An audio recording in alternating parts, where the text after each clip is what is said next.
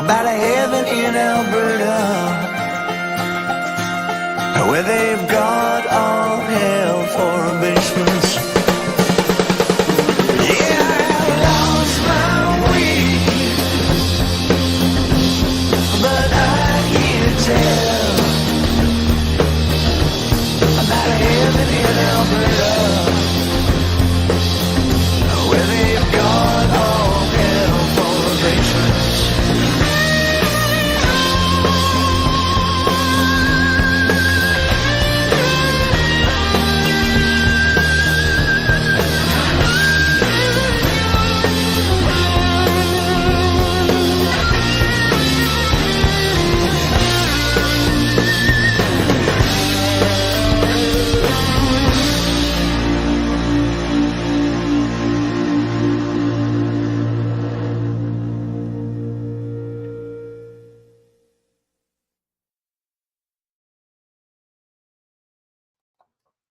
Hi, everyone.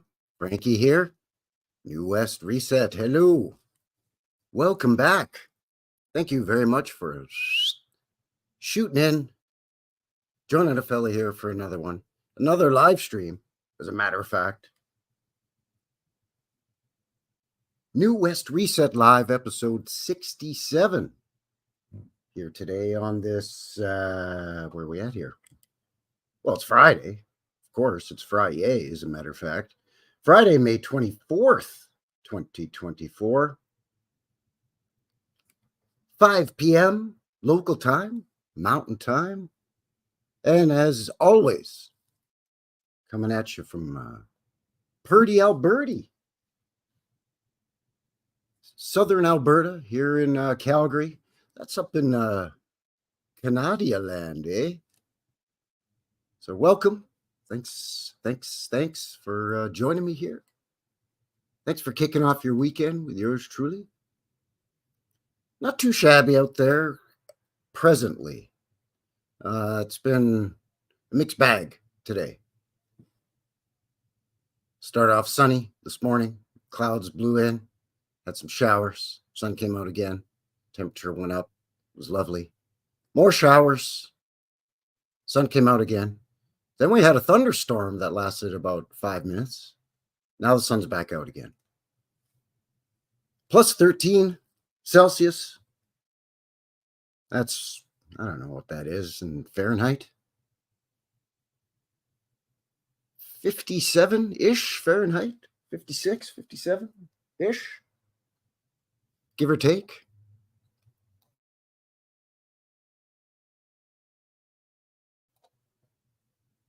Don't mind the rain at all, as long as there isn't too much lightning.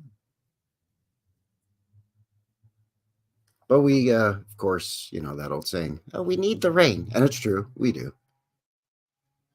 We don't want it to get too dry, too dusty, too quick around these here parts. You know, a fella gets worried about forest fires, wildfires, tornadoes. So, you know, that's great, eh? Sure, why not? Anyway, welcome and thanks again for joining me here. New West Reset Live, episode 67. We're going to be looking at old Queen Victoria this evening, or this afternoon, or tonight, or this morning, or whatever the case may be.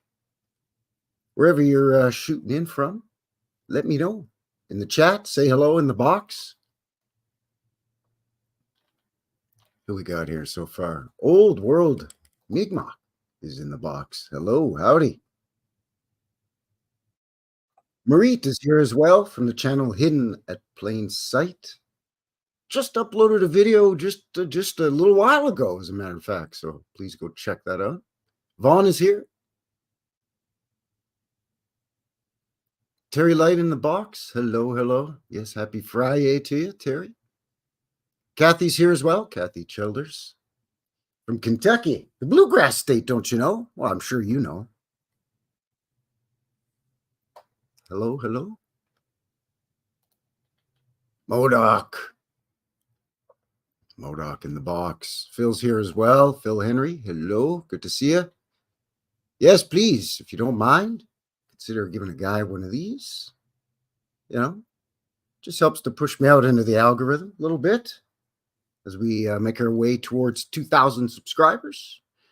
little bit of shadow bandage going on for my channel. Yeah, I don't want to sound like all the other channels that are always crying about being shadow banned, but it is what it is. When the YouTubes doesn't like you, they don't like you. Which means maybe I'm doing something right. And as long as you like me and you enjoy what I'm doing, that's what counts. And that's really the best way to support the channel. Like, subscribe, share, and all of that. Links for everything in the box below, as well as everything we're going to be looking at here tonight. Also have my location map. This idea comes to us by way of Jabiru Joe. Jabiru Joe in the box. And happy birthday to you, Jabiru Joe. Working fastly and furiously behind the scenes, collecting some photographs and shooting them my way via a guy's email. And we're going to share those here with you tonight, as well as some creative artwork. That's some original art from Jabiru Joe as well. It's the Jabiru Joe Show, which isn't at all like the Ed Sullivan Show. Anyway, if you got any ideas for the show, try to keep it Canadian content if I can. But that being said, email is in the description box below as well. BitChute, MeWe, and Rumble, which of course simulcasting live simultaneously on the YouTubes and the Rumble. So howdy, and welcome to everybody from both them there places. Bernie's in the box. Howdy, Bernie, Crypto Alchemist. Danielle Armstrong. Well, hello. Celsius and Fahrenheit always sounded like Roman gods to me. Right. Yeah, they're up there in the sky fighting each other. I'm the god of the weather. No, hold on. I'm the god of the weather.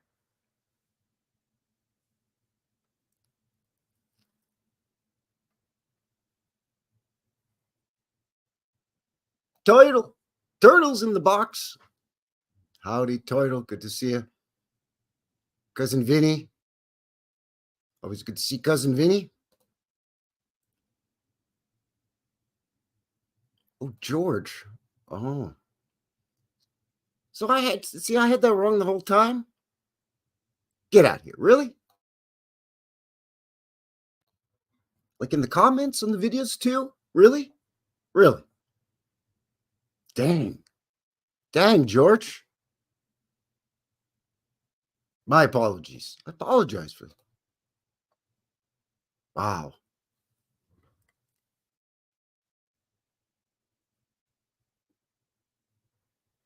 That's weird, wild stuff. That's a terrible Johnny Carson impression. But this isn't the Johnny Carson show. Frankie, New West Reset, Calgary, Alberta, Canada. So thanks for shooting in there, everybody. So the title Victor Victoria, no, I don't think that Queen Victoria was actually some dude. Although she wasn't necessarily, especially as she got on in years, wasn't maybe the most attractive lady. More like once we have a look at some of the photos that Jabiru Joe shared. We'll see that there's statues, tributes, whatever the case may be, carvings,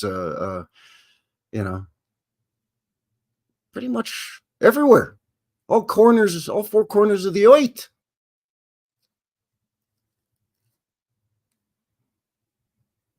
Everywhere from, I don't know, like, well, of course, here in Canadian land, and we'll get heavily into that there, eh, bud? Don't you worry, eh?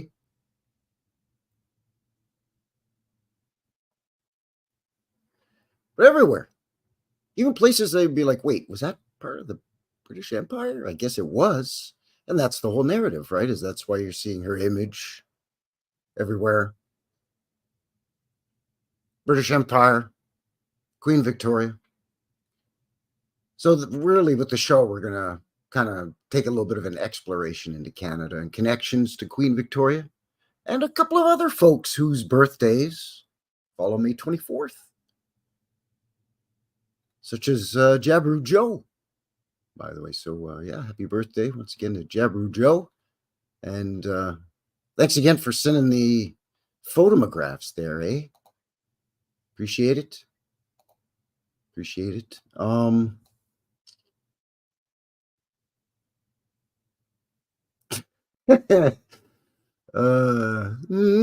love turtles, right? Sheesh. Oh yeah, that's the yeah. There you go in the thumbnail. That's her herself. Wait, George is George. Oh man, my bad. Sorry, George. You could have corrected a guy way sooner, or did you? And I forgot. It's either way. It's floodwaters over the bridge. It's all good, I guess. Please just don't come over here to Calgary and punch me in the eyeball. Anyway, Queen Victoria, huge presence here in Canada. So much so that we celebrate her birthday, you see, even now. All these loathies so many years later.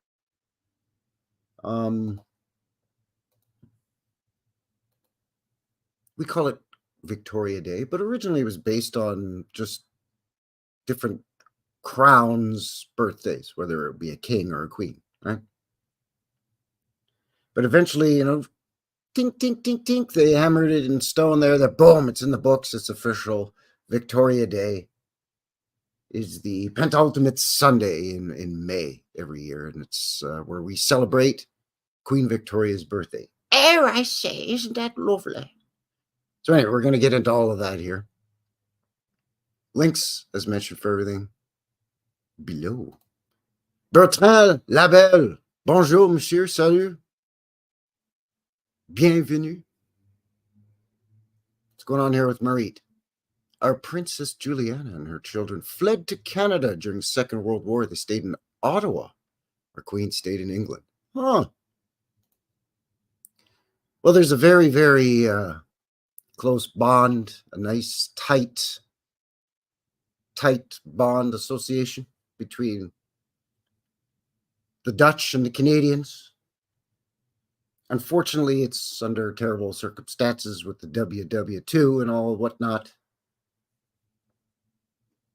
But the Dutch and the Canadians, we really have that. We like each other a lot, eh? But I mean, we're Canadians. We're polite, so we try to be nice to everybody there, eh? Anyway, let's see what kind of shenanigans.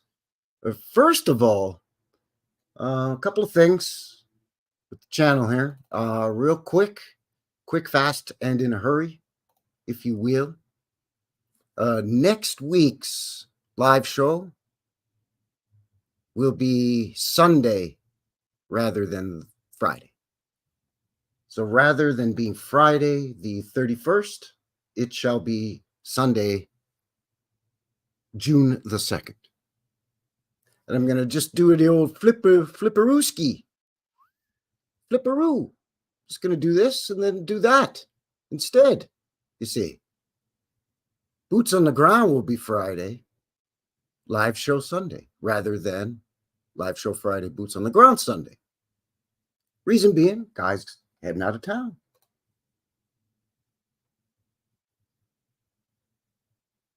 Heading to a little town south of where I am. It's about a 2 and a half drive south of where I am, called Pincher Creek. My sister, my brother-in-law, a couple of my nieces, a couple of my younger nieces live down there in them there parts. And one of my nieces is graduating, so going to go down there for the graduation. And also the birth of my second great nephew, grand nephew? No, great. I'm a great uncle, right? My my sister's grandchild is my great nephew. I have great nieces and great nephews. Anyway, my second great nephew was born a week ago. This little guy. Look at that little guy. Hey? So I'm going to go and visit that little fella right there. Give him a little gift. Of course, got a gift for my niece as well for graduating. So yeah, going to do the old switcheroo Friday, Sunday. All right, and I'll set up a notification, something like that. You know what I'm saying?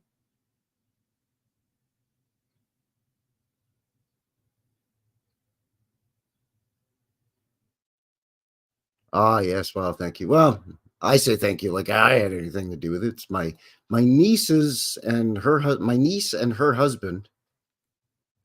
That is their second boy. They didn't waste any time, those two, because their first boy just turned 2. And bammo, another little boy. So now I have 2 great nieces and 2 great nephews. That's great. I think it's great. Everybody's healthy and happy. So yeah, I'm going on a 2-for road trip.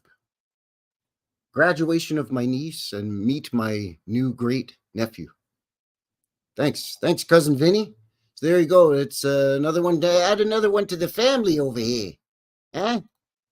You got your Frankie Fingers, got your cousin Vinny, and you got the little Bambino, huh?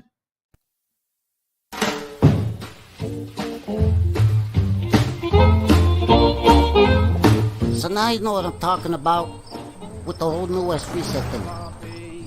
No. What? No. What I said about Frankie Fingers. That Frankie Fingers and New West Reset are the same. Wait, what? Oh yeah, she don't stand no cheating. She don't stand none of that. Bring him a hockey stick, eh? That's hilarious. Old World, Michigan in the box. Howdy, howdy. Welcome, my friend. Thank you very kindly. Thank you. Yeah, healthy, happy. Not a difficult childbirth, apparently. Handful of hours as opposed to prolonged periods of screaming and the mothers there, they know. Bless them. Anyway, let's get the show on the road here. It's 20 after 5 already, for crying out loud. So thanks for kicking off your weekend on this Friday.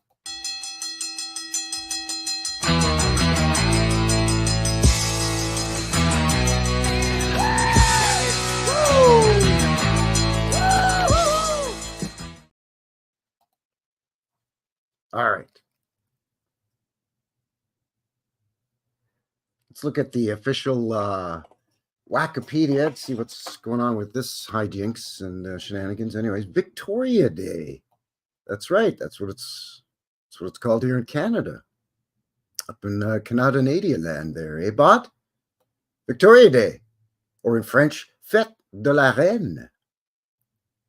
Celebration of the Queen, in other words, is a federal Canadian public holiday observed on the last Monday preceding May 25th. Oh, sorry, not the penultimate, the ultimate, the last, the ultimo hombre Sunday, to honor Queen Victoria, who is known as the Mother of Confederation. Yes, when Canada first officially became a country, the Confederation of the Provinces of Canada. She was the reigning monarch under the crown over in jolly old England. Oh, I say, that's lovely. Anyway, the holiday had existed in Canada since at least 1845, so even before we were called Canada as a nation. they kind of celebrated the old lady's born day up there. Originally on Victoria's natural birthday, May 24th. It falls on the Monday between the 18th and the 24th inclusive, and so is always there, I was right, the penultimate Monday of May. May 20th in 2024, May 19th in 2025, and so on. So yeah, it's not celebrated on her actual birthday, but on the penultimate Monday after the Sunday. So you get a long weekend there, eh? Victoria Day is a federal statutory holiday, as well as a holiday in 6 of Canada's 10 provinces and 3 of its territories. Oh, so 4 provinces don't even observe it. Well, in Quebec, it's called something else. But anyways, the holiday has always been distinctly Canadian.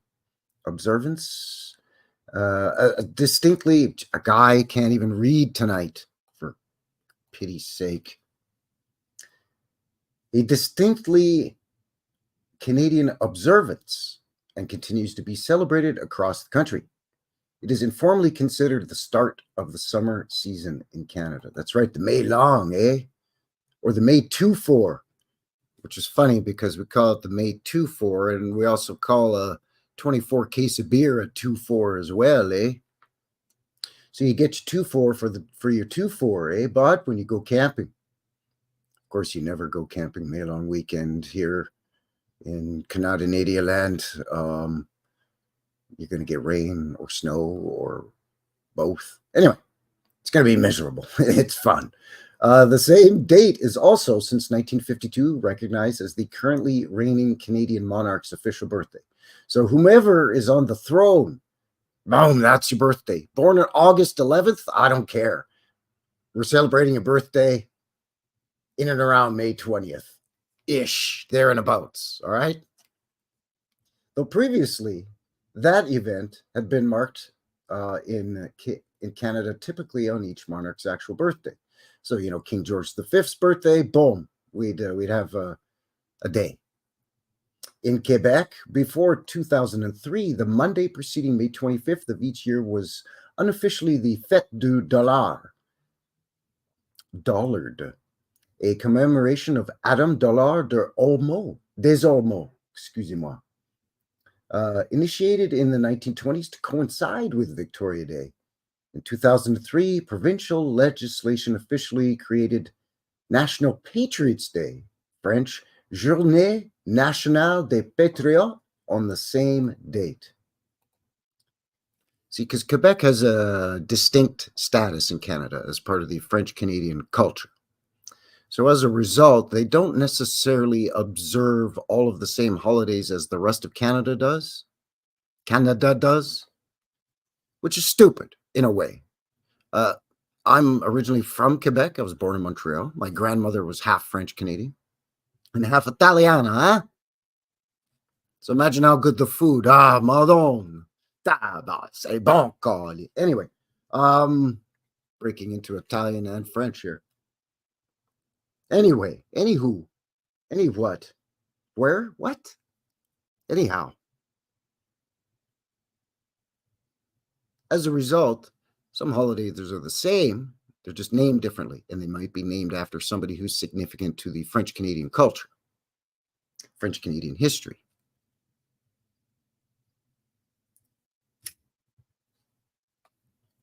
So it's very confusing, especially to companies that still print old school calendars, and you're printing a Canadian version of a calendar.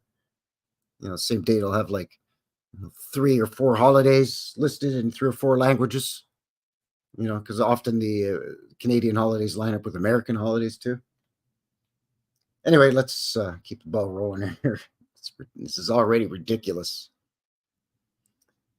So history, royal birthdays for members of French and British royal families were commemorated in various parts of Canada since the 17th century. These were ad hoc commemorations rather than holidays enshrined in law.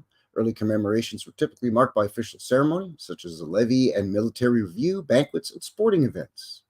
Sure, throw the javelin, chop down some trees for a lumberjack match or whatever. The birthday of Queen Victoria was selected to be transformed into a public holiday as it was the date that appealed to both English and French Canadians.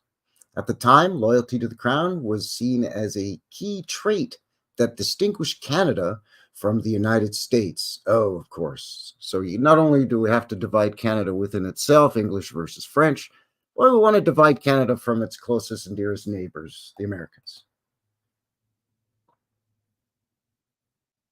And the monarchy was viewed as a guarantor of minority rights in the colony. That's right, in terms of Indigenous First Nations to some extent, the French Canadians to some extent, the Métis to some extent. So among these quote unquote minority groups, there was favor for the crown because basically they're just like, yeah, you want to pray to whoever you want to pray to, or, you're, whatever. Yeah, you want to speak French or English or both. That's fine. It's fine. Anyway, the Queen's birthday was officially designated as a public holiday by legislation passed in 1845, transforming the date from a military event to a civilian holiday and making it Canada's now oldest official holiday. So there you go. 1867 is when Canada officially became Canada. That's why Queen Victoria is known as the Queen of Confederation. So yeah, it doesn't matter if you're old King Chuck there, or if you're Prince Billy, or Queen Mary of this or what's not, or Queen Elizabeth the 1 or 2 or whatever, or King George the 5, 6, or Edward the Third. It doesn't matter. Doesn't matter. May long weekend, May 20th-ish. That's your birthday. And there's Australian and New Zealand versions of the same holiday as well. It's weird. Anyway, the royals have visited Canada land quite a bit, eh? So there's that. What else do we have here? Let's have a quick look at the old Queen Vicky herself here. Actually, you know what? Before we even do that,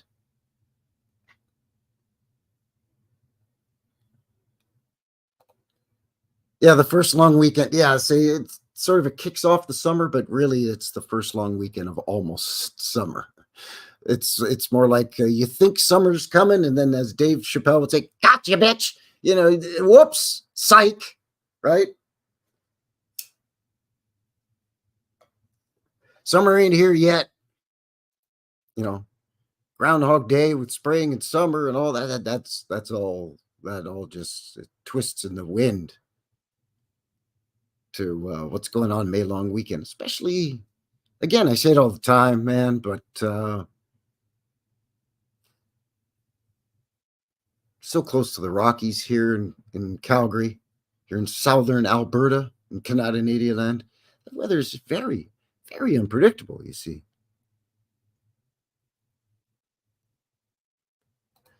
Yeah, well, of course, right? Because they PCS World in the box says, by the way, yeah, it's funny how we celebrate a different holiday on the same day that started around the same time in the late 1800s. Yeah. Again, I think it speaks to a little bit of rubber stamping of the narrative, right? To answer the question about the teacup, I actually I didn't have a teacup and saucer. Okay, I'm not going to lie to you. Not much of a teetotaling fella. I tend to drink coffee, like in a coffee mug. So there you go. Cheers to you, by the way. Have a little sip while I get right in close to your ear, and slurp it all. Just rudely and ignorantly slurp the coffee. Oh, delicious.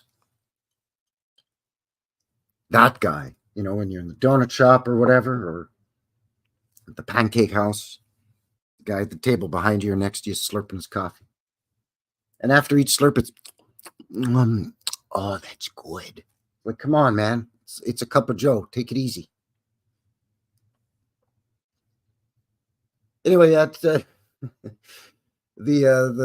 I picked that up today. So there you go. That's, Queen Victoria tea.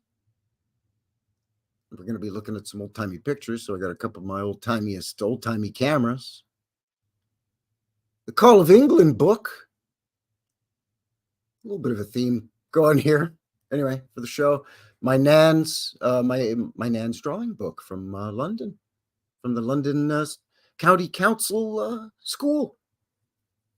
So there you go. And I will gift this to my graduating niece because she loves tea. The loose leaf tea with the little ball that you put the thing. I don't know if it's silver or if it's stainless steel, and she puts the loose leaf tea in it and dips it in and lets it steep. And then it's got the little chain. It's all, the little sandwiches and the biscuits and the sweets and whatnot.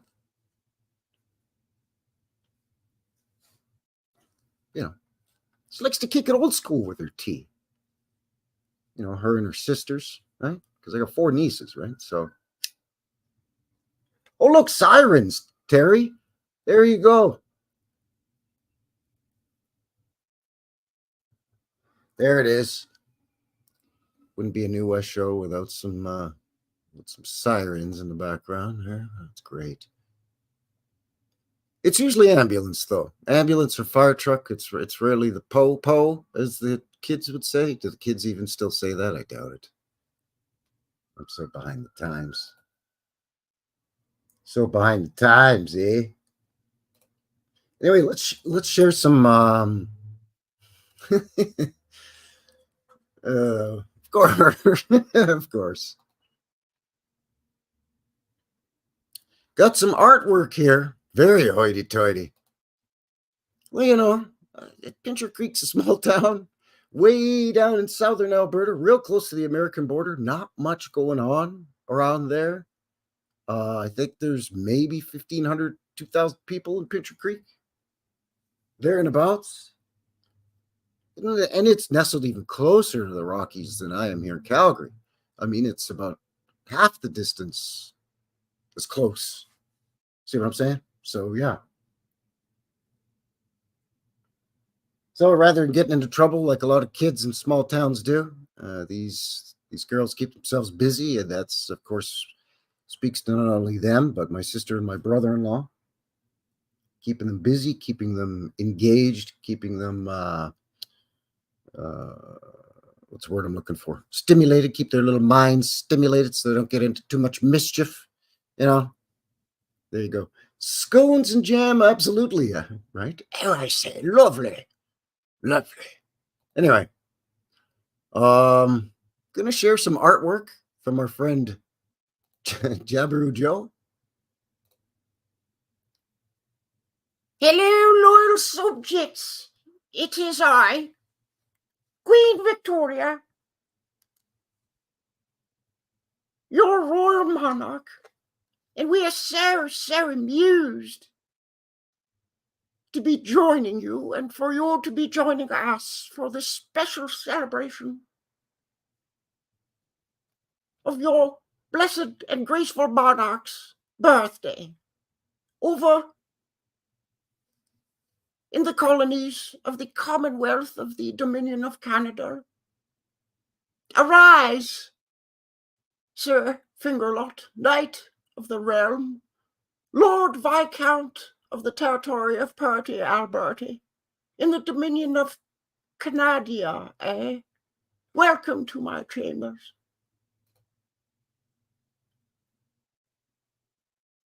Who is that nasty old cow coming in through the door, Your Majesty? There he is. Boom.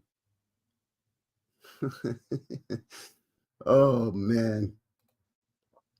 There you go, celebrating Victoria Day in Canada. And this is basically, this is pretty much right. Lake Anywhere in beautiful Canada land, eh? May 24th, you made 2-4. There you got your Labatt 50 beer. Oh, a little bit of Crown Royal Canadian rye whiskey. That's some that's some top shelf stuff. Well, for me, for a simple fella like myself, that's some top shelf stuff there.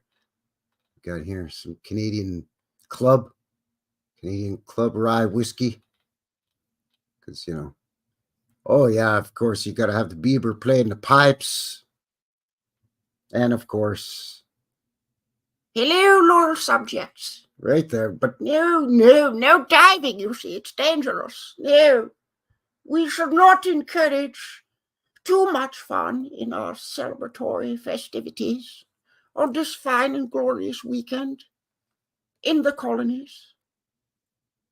Loyal subjects, come out wherever you are. yeah, look at this lovely shot. Look at all of this. And there seems to be no one about. We are not amused. No, we are not amused. Anyway, bless her, Queen Victoria.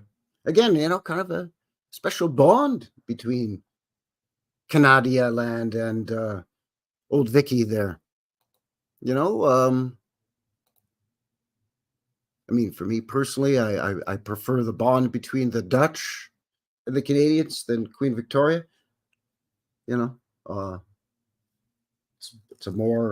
got more of a personalized touch to it. This is the crown, the monarch. It's so many times removed from a regular guy like yourself. But Queen Victoria, in case you didn't know,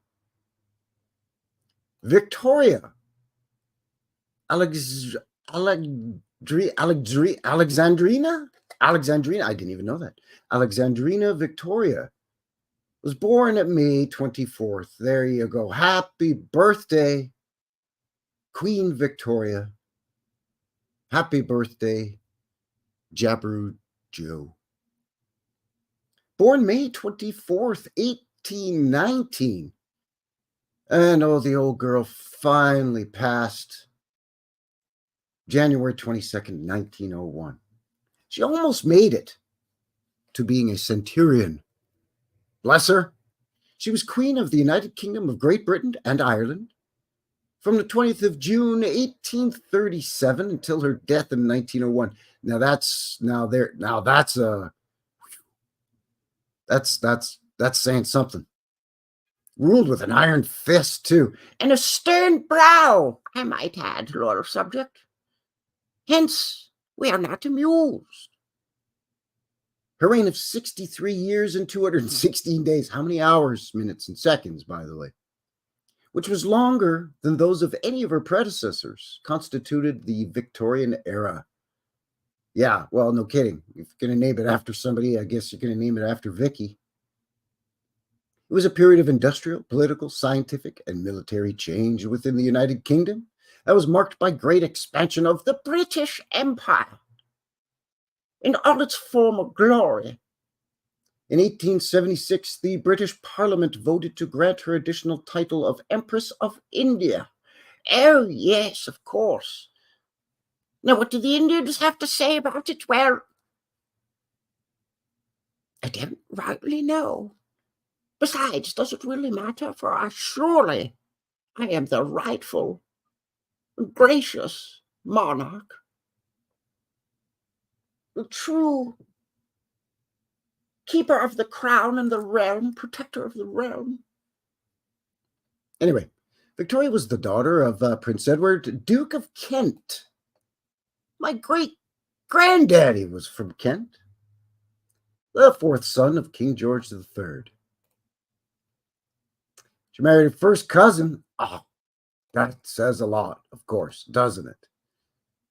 Prince Albert of Saxe-Coburg, and Gotha. We've all heard that before. In 1840, there are 9 children married into royal and noble families across the continent, earning Victoria the sobriquet of Grandmother of Europe. So she's the Queen of Confederation. She's the Grandmother of Europe. And she gave the name to the Victorian era itself. Yeah. Of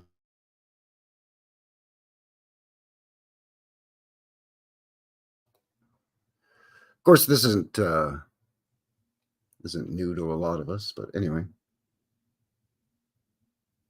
Married her first cousin. Golly! Hey, you gotta be careful now about that there kind of stuff.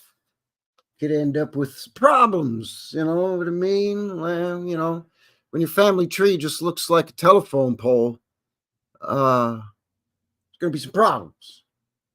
Oh, and which, you know, there has been with a lot of the royals, not just the British royals, but anyway.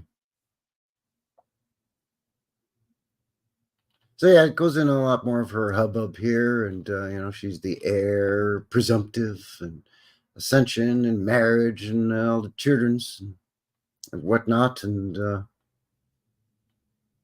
education, her domestic life, her hobbies, and she was the first monarch to be photographed, so that's a big deal. Apparently, we got a lot of photos of her.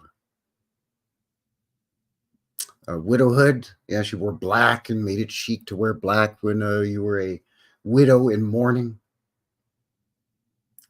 Basically, was in mourning for the rest of her life after her prince consort Albert, you know, or whatever his name, yeah, Albert passed on, bought the farm, as we say. Anyway,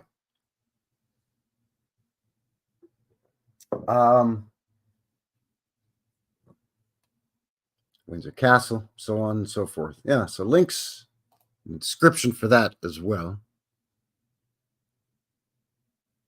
They were hemophiliacs. Is that right? Yes, hemophiliacs. Yes, Clark of Kent. That's right. Sir Clark of Kent. Oh, I say, I do declare he was a superman. He was a great chap. A strong fellow, a superman, if you will. Yes, I do declare. Anyway, I was talking about this with cousin Vinny last night, texting, saying I'm gonna end up getting a sore throat doing this. My terrible, awful impression, Queen Victoria, for the show here.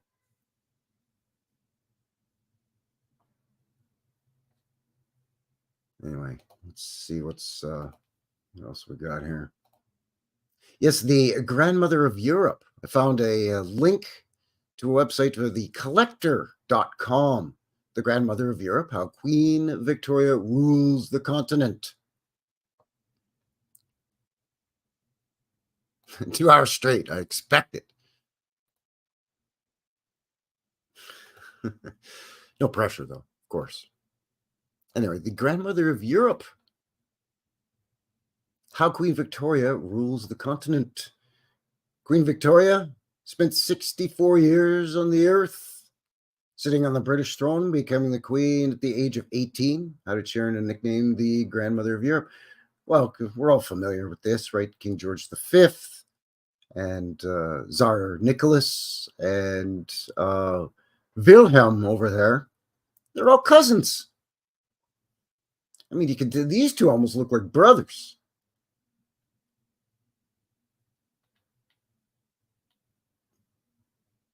So she proposed, Queen Victoria proposed to her first cousin. I guess if you're the reigning monarch, you do the asking? Is that right? I thought it was still generally arranged, but I guess they have to make a formal proposal. I say, I would be greatly amused if thou wouldst betroth thyself and be wed to us. And he's like, why do you refer to yourself in the third person and plural? Und. Anyways, Albert of Saxe-Coburg-Gotha in 1839, and they married in 1840. Their loving and prolific marriage produced 9 children between 1840 and 1857, most of whom married into other European royal families. Of these matches, Victoria, who lent her name to the era of human history marked by her reign, stands at the head of a legacy that echoes to this day. There's a lot of ads popping up on this because I don't have ad blockers. So we're going to have to suffer through it together. So they go into this whole, you know, they were the original nuclear family in Britain, but I always heard that these two didn't get along. and it was not the best of situations for either. So I don't know. Hence we are not amused.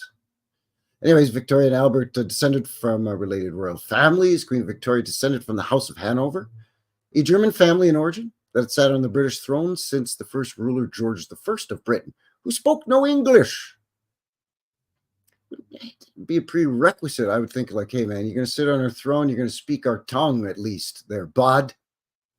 So stay up over there in Germania until you learn to sprechen Sie Engelsk, and then you can, come on in and have a seat.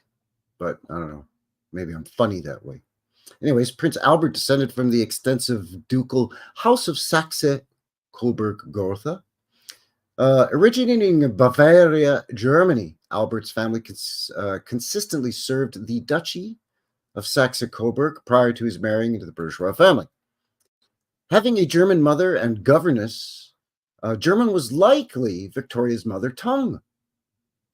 The Queen allegedly spoke English with a slight German accent in childhood, requiring private tutoring to purge her English of her German accent. It's the first I'm hearing of that. I don't know about you, but that's the first I'm hearing of that. I mean, when I originally bookmarked the article, that is, but when I first read that, let me rephrase, that was the first I had ever heard of that. But I guess, sure, I mean, if she's has a German ma and, nanny, basically, governess, the lady who really looks after her, for the most part, as a child, right? She would have heard and spoken German more than English, even if she knew or heard English, I guess. But I just like the wording of this because they say German was likely her mother tongue. And she allegedly spoke English with a slight German accent. But then requiring private tutoring to purge her English of the German accent. As an adept polyglot, Queen Victoria was regularly overheard speaking to her husband, Albert, privately in German. So that they know for sure, but the rest is likely and allegedly. So again, one of those articles where they're like, this stuff we're sure, but this other stuff, we're just filling in the blanks, maybe? I don't know. Anyway. So more in that article, just about, more of the family and the name and so on and so forth. But I just thought that was very interesting. Oh, wait, there was something else that I think I remember here. Or I remember reading. Yeah, I think this is it. At the outbreak of World War Uno there, WW1, in 1914, the three greatest powers in Europe were Britain, Russia, and Germany. Their sovereigns were all first cousins, right? So that I did know. George V of England, Nicholas II of Ruscoland, who bear a striking resemblance to one another. Yeah, no kidding. It's kind of like my dad and my uncle. They could be twins. And it's actually like me and my cousin, too. It's weird. Anyway, and Wilhelm II of Germany all shared a grandmother in Queen Victoria. Prior to the conflict, uncovered friendly correspondence between Russian and German sovereigns interestingly discuss looming war with one another. In these eponymous Willy-Nicky telegrams written to each other in English, so the Russian and German sovereigns are corresponding with one another, discussing the looming war via telegram in English. Okay. The Tsar and Kaiser affectionately refer to each other as Willie and Nicky. Sounds kind of gay, but anyways, it is great. Anyway, at the outbreak of war, the German Kaiser sarcastically quipped, "If our grandmother, Queen Victoria, were alive, she would never have allowed it." So upon discussing the outbreak of WW1, the supposed rulers of Germany and Russia are discussing it via telegram, and they say, "Oh, geez, if Grandma knew this was we were doing this, she wouldn't have allowed it." So it's like, what? So and again, this is all, you got to take it with a grain of salt. And again, this is, thecollector.com, and so. But be that as it may, it's like, well, we know we shouldn't be doing this because, millions are going to be killed and whatnot. But, we know it's bad. We know enough to know that it's bad enough that Grandmama would not approve. Oh, I say, surely I would not be amused.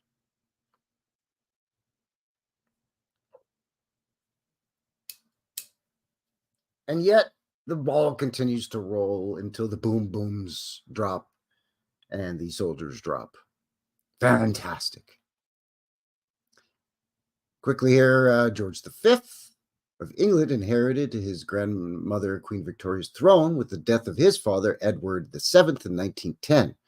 With the war sentiment, George changed the name of his familiar dynasty, we've all heard this before, in England to hide its German origin. He's already changed it to Windsor. There he is. There's George and Edward with Vicky. And I don't know who this pug-faced little bugger is, but wow, that's you take after your grandma. That's a handsome. This lady looks lovely, but this thing looks like a pickled pug you'd see at a circus sideshow circa 1962. Handsome. She's a handsome, a striking woman. Vicky was a striking woman, shall we say.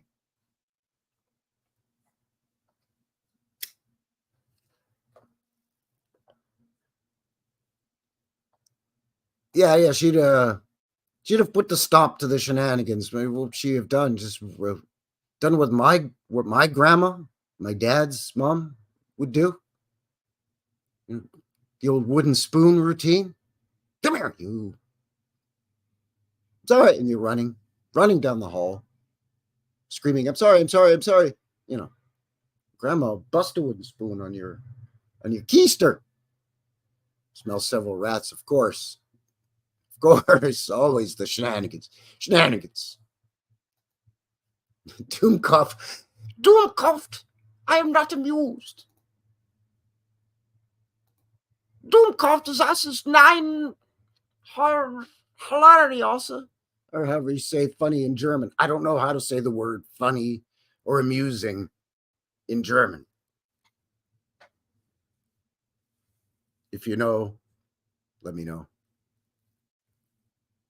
Type it in the box. I don't know. Expand a guy's horizons here, Anyway, a couple of more wikis here. Again, just the links for everything. I'm just quickly going over this whole Victoria thing again because we want to celebrate the Queen and we want to make it an official day, but we're gonna bop it and bounce it and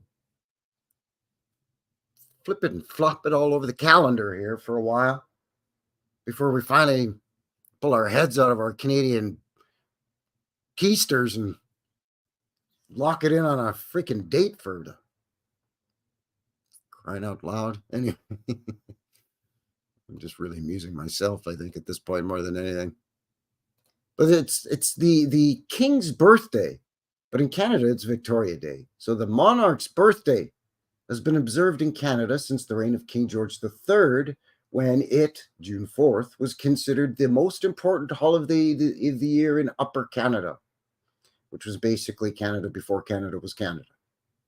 The annual muster of the militia was held on the King's birthday in the most central or most convenient place in each district. And every able-bodied man between the ages of 18 and 60, aside from Quakers, Mennonites, and other pacifist sects, was to take part. Get your boom sticks and get up there and perform them drills for the King, who lives way over in England. And happy birthday, King. The drill ended with 3 cheers for the King before the participants were free to mingle about. They were known to engage in horseshoe pitching contests. That's right. We still play a good game of horseshoes here in Canada all the time, eh?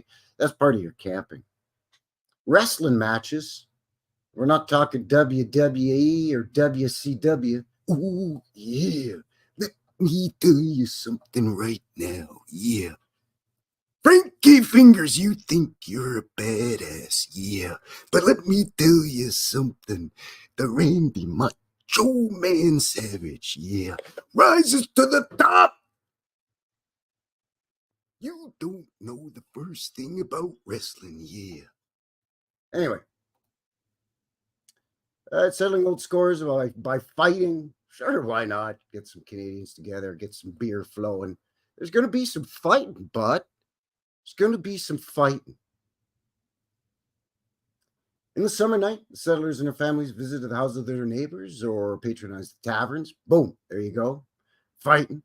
For the latter, it was the most profitable day of the year. The taverns that's when they made their big money.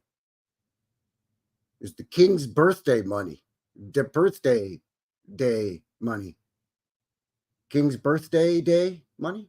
I don't know. For the officers, a diner was held, which the toast made to the king, the Duke of York, who was the commander-in-chief, the Army, Navy, and the ladies. You got to make a toast to the ladies. Come on.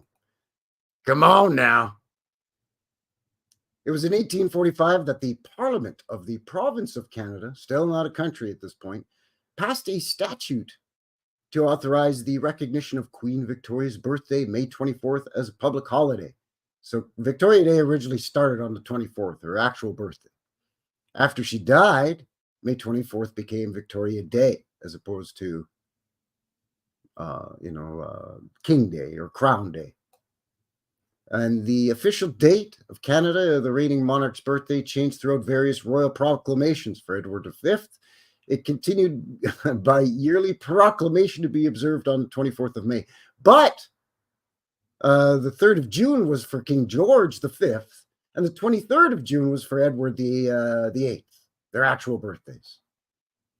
When Edward VIII advocated on December 1936, 3 days before the birthday of his brother and successor George VI, the new king expressed to his ministers he wished that his birthday not be public celebrated in light of the recent circumstances. However, the prime minister at the time, William Lyon Mackenzie King, the leader of Canada, said, take off, King. We're going to celebrate it anyways, eh? And the rest of the cabinet and the Lord Tweedsmuir, who is the Governor General of Canada, the representation of the Crown, felt otherwise, saying basically, sucks to be you, King. We're doing it. Seeing such celebration as a way to begin King George's reign on a positive note. George VI's official birthday in Canada was thereafter marked on various days between May 20th and June 14th. First official birthday of Queen Elizabeth II, daughter of George VI, was the last to be celebrated in June. The haphazard format was abandoned in 1952 when the Governor General in Council moved Empire Day. Sorry, that's what it was called, Empire Day. And an amendment to the law moved Victoria Day both to Monday before the 25th of May. So still quite vague. God, this is terrible. The Canadian monarch's official birthday in Canada was, by regular vice-regal proclamations, made to fall on the same date every year between 1953 and 1957. When a royal proclamation issued on the 5th of February established the Queen's official birthday as the last Monday before May 25th, even though she was born in June or whatever the hell. You see what I'm saying? You see how this cockamamie jackassery, they don't have a word for funny in German. That's racist! Nicht gesprochen. Nicht gesprochen? Amused. Nicht gesprochen. Not amused. Dummkopf. Nicht gesprochen. That German is very tough for me to speak, eh? it doesn't roll off the tongue as easily for me as the languages of romance, the romance languages. You see, the Latin languages, French, Italian, a little bit of Spanish, but not so great with Spanish. And then English, you throw that in there, and that's not a very romantic language at all, because it's use a bunch of slang, and it's god awful. Anyway, so there you go, bouncing all over the place with the official birthday of the monarch until finally, you know what? Just make it the second to last Monday in April. That way, no matter what the date is, so it's still, 1 year it could be the 18th of April. The next, then it could be the 19th and 21st, whatever. Oh, no, maybe it goes backwards, but you know what I'm saying. It's dumb.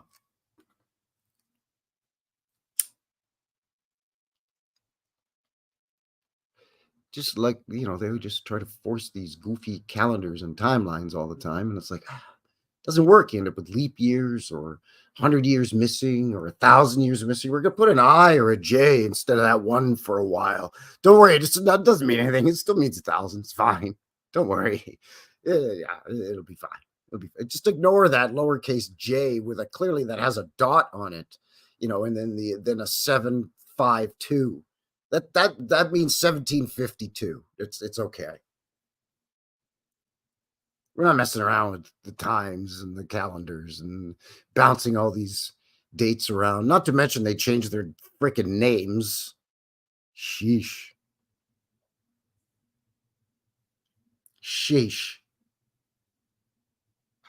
That's nein sprechen. Nein sprechen is, no speaking. Nein sprechen Sie Deutsch. That's about as good as I could ever say that I cannot speak German. Nein sprechen Sie Deutsch, bitte.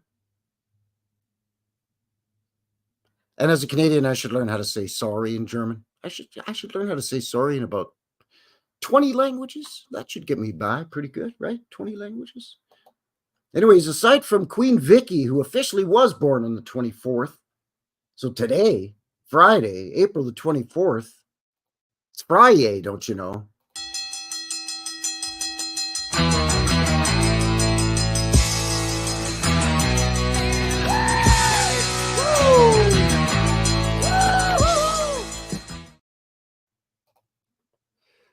Who else is celebrating a birthday? Jabberoo Joe. Jabberoo Joe's celebrating a birthday. Happy birthday.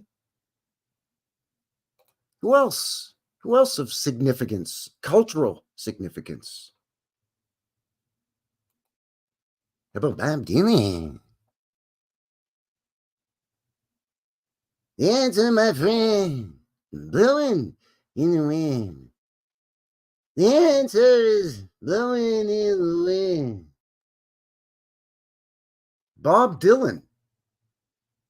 Bob Dylan, legally Robert Dylan, born Robert Allen Zimmerman, May 24th, 31, is an American singer-songwriter, often considered to be one of the greatest songwriters in history. Yeah, you know what? I'm not a Bob Dylan fan, but I will say he's written, lyrically, he's written some fantastic songs.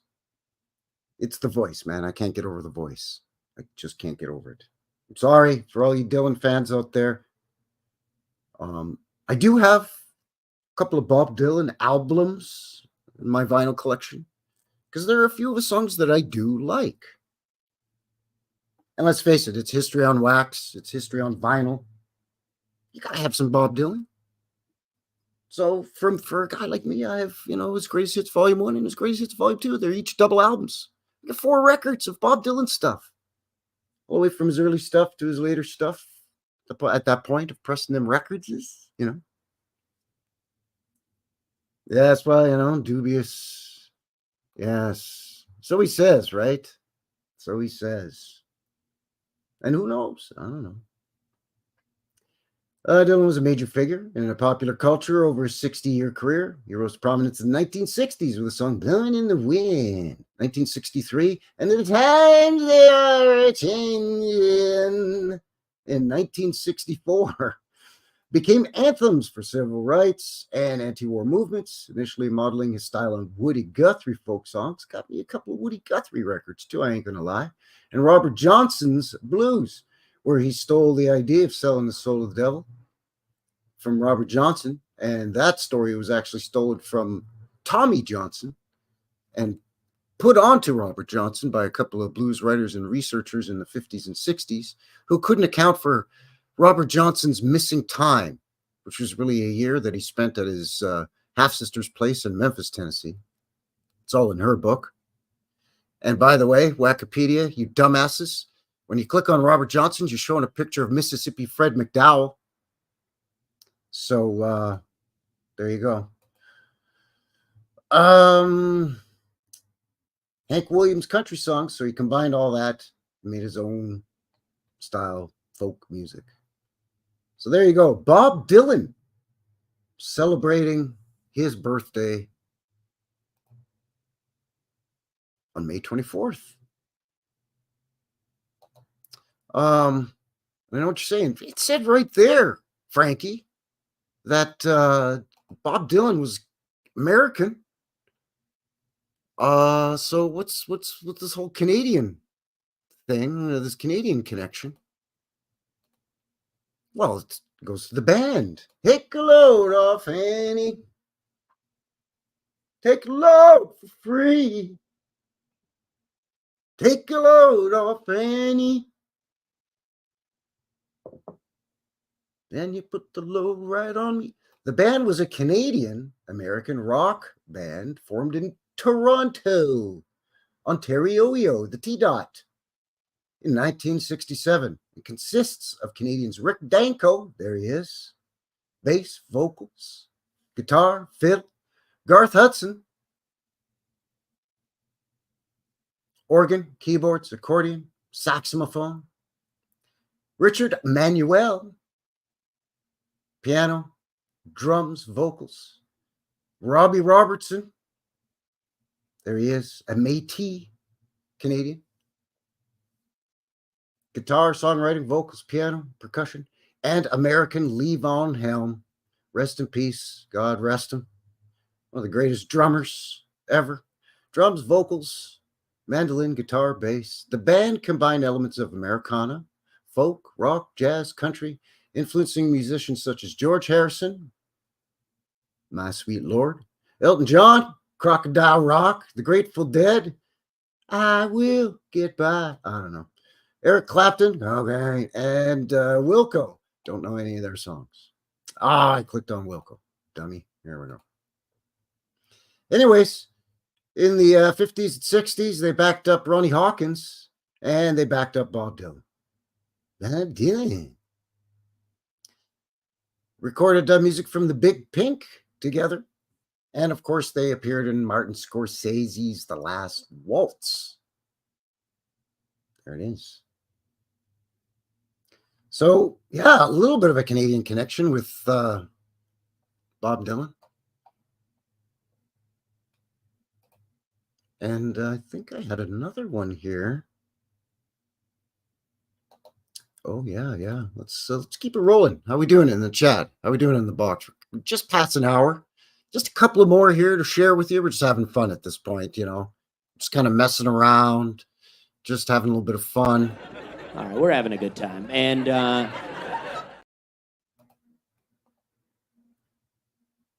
this one I wanted to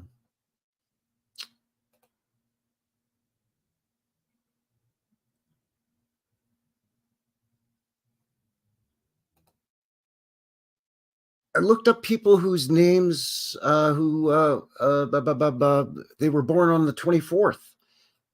And a guy by the name of Robert Baker kept coming up. But I couldn't really find anything on the guy. The only other thing that kept coming up was this Wikipedia, and not to be confused with Bob Barker. And I'm like, no, that's not him. It wasn't an actor. It was a musician But it wasn't this guy, because he wasn't born in May, but he's the lead guitarist for the Tragically Hip. And I use their music a lot on my channel for your vintage footage videos there every Wednesday for your midweek. So Rob Baker was born April 12th in 1962. He's a Canadian guitarist, best known as a lead guitarist for the Canadian rock band, the Tragically Hip. He also released an album side project, Strippers Union, in 2005. Baker was born in Kingston, Ontario. He's the son of the late Judge P.E.D. Baker. Baker is a former student of Queen's University. So there you go. He attended the university named after the Queen. Which Queen? Queen Victoria. Of course, my loyal subjects. I am not amused that you did not recall that anything in Canada that is referring to Queen shall be referring to us, your rightful and holy sovereign monarch, Queen Victoria. Lost and Found History Rewritten. Welcome. Yes, made alive this week. Well, welcome. Thanks for shooting in. By the way, rest in peace, Gord Downey, lead singer, Tragically Hip, passed away a few years back. Brain cancer. But anyways, he was inducted as a member of the Tragically Hip, the Canadian Music Hall of Fame, April of 2005, Juno Awards in Winnipeg, Manitoba. He was also one of the winners of 1999 Juno Award for Best Album Design for the Tragically Hip release Phantom Power.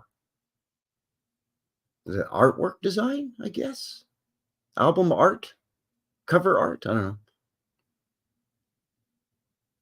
know. They would be appointed the Order of Canada for their contribution to Canadian music for their support of various social and environmental causes.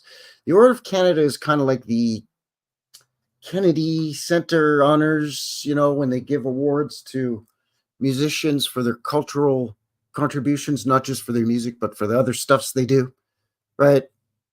Like Buddy Guy, blues guitarist extraordinaire, got one a few years back.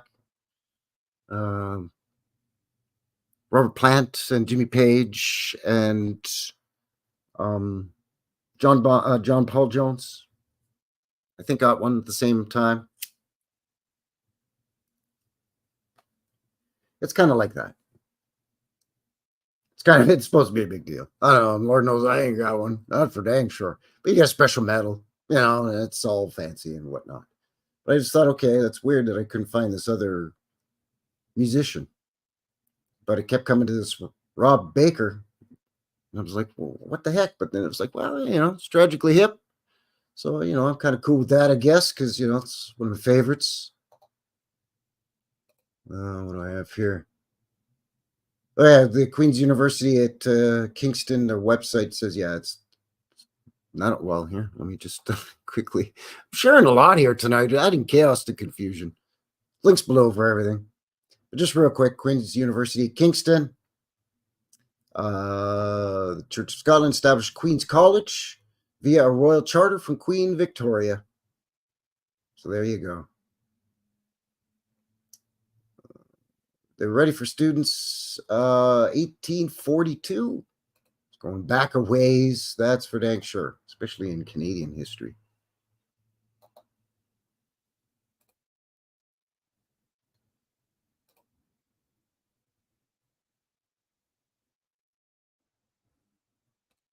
What else do we have here? Oh, of course, how we could forget. Cultural impact Canadians. Tommy Chong, man. Thomas B. Kin Chong, born May 24th, 1938, is a Canadian-American comedian, actor, musician, and activist, man. He's known for his role inspiration in the marijuana industry. His marijuana-themed Cheech and Chong comedy albums and movies with Cheech Marin, man. And, playing the character Leo on Fox's That 70s Show. Yeah, man. He became a naturalized United States citizen in the late 1980s, man. But he's born in Edmonton. Edmonton, Alberta, our capital city here in Canadian land in Canada. Edmonton, Alberta, just about 3 hours north of me on the highway there.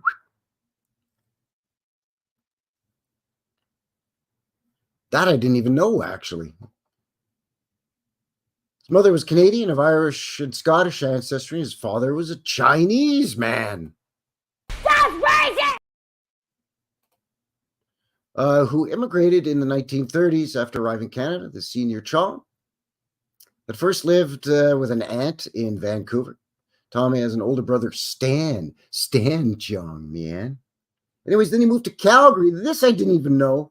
Hey, man, that's where Frankie Fingers lives, eh? He's over there in Calgary there. That's where I am. Selling in a conservative neighborhood Chong has referred to as Dog Patch. I think it's in around where the old General Hospital used to be, in Bridgeland. He said that his father had been wounded in World War II, and there was a veterans hospital in Calgary. Bought a $500 house in Dog Patch and raised his family on $50 a week. He went to Crescent Heights High School. He quit he dropped out when he was 16, but probably just before they were going to throw me out anyway, man. Fight the power, man. Discovered with music you could get laid, so he played guitar. He's a classy. Sure, why not, man? Teenage boys. Why else are you going to play guitar? There's very few boys that pick up the guitar because they want to learn how to play Bach or Beethoven or Mozart on their guitar. Or whatever, I don't know. If you can on guitar, I don't know if there's sheet music for guitar for that stuff. But no, man, it's to get chicks, man. Play some rock and roll.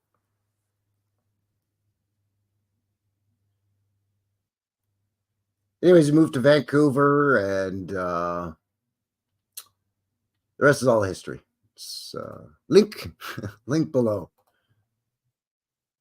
So yeah, Tommy Chong. I was kind of surprised. I'm like, wait a second here now. I did not know a lot of that stuff about Tommy Chong. Like he lived in Calgary, and was up in Edmonton and all that stuff. I knew he was Canadian. Canadian-ish. He's got dual citizenship. I was like, wait, I even know that high school he went to. I mean, I didn't go to that high school, but I know the high school. So Tommy Chong. Then we got Brian Ching. He's born May 24th, 1978. He's an American former professional soccer player. I say, excuse me, loyal subject.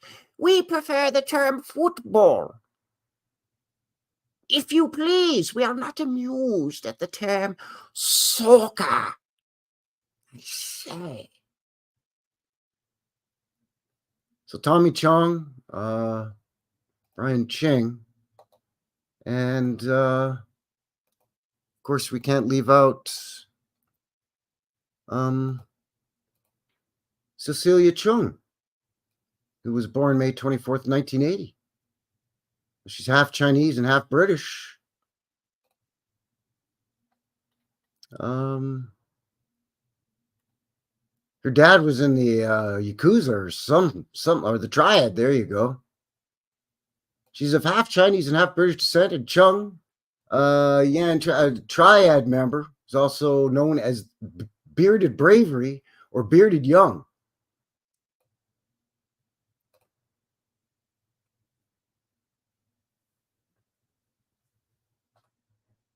So her dad was a Triad member. So there you go. You got Chong, Ching, and Chang. So happy birthday. That's crazy! I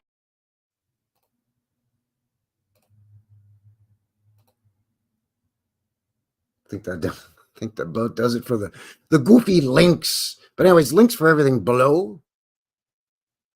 Oh, Winnipeg's always going to be in the mix, George. Always going to be in the mix. Jassy Nix in the box. Hello. Welcome. And I say welcome. We are so amused that you have joined us to celebrate the birthday of us, your rightful, gracious monarch, Queen Victoria, May 24th.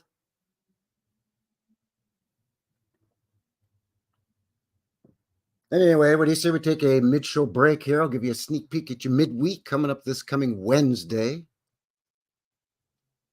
We're going to keep it in around Ontario here for this one.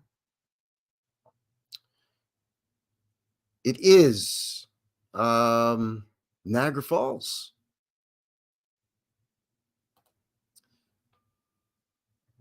Just cue it up. So, yeah, Niagara Falls, 1922.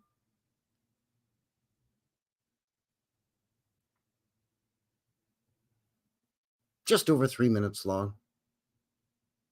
And then we shall be right back.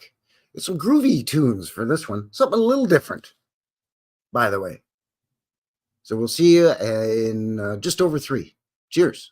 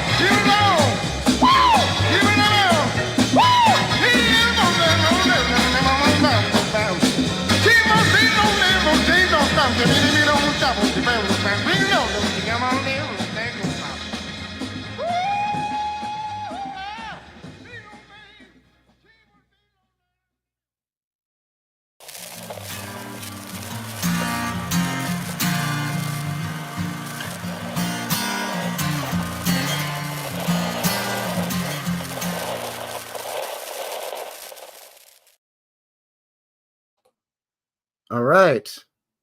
And we are back. Welcome back.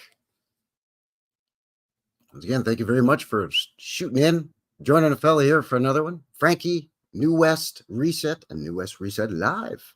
Episode 67. Victoria. We're celebrating Queen Victoria's birthday. Her official real borning day. May 24th. It's a big deal up here in Canada there, eh, buddy? So, to this day, still celebrated on the penultimate Monday, following the second to last Sunday every May. Canada Day is in July, and that's a big deal. But May Long, as we call it, or May 2-4, well, she's a pretty big deal too there, eh, bud? Supposedly the first long weekend to kick off summer.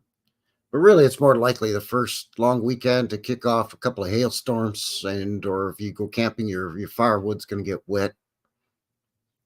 Anyway, thanks for joining me here. Just coming out of the mid-show break. That was a sneak peek at your midweek coming up for Wednesday. As always, every Wednesday, some vintage footage. That was from 1922. Niagara Falls Power, the power generating station, and so on and so forth. Niagara Falls, Ontario, up in Canadian land, eh? Yeah, some scat type ish. Yeah, that's hey, Morgan's here. Isabella Live 2.0. Howdy. Yeah, that was Clark Terry, and the song was called Mumbles. Yeah, it was from J 896.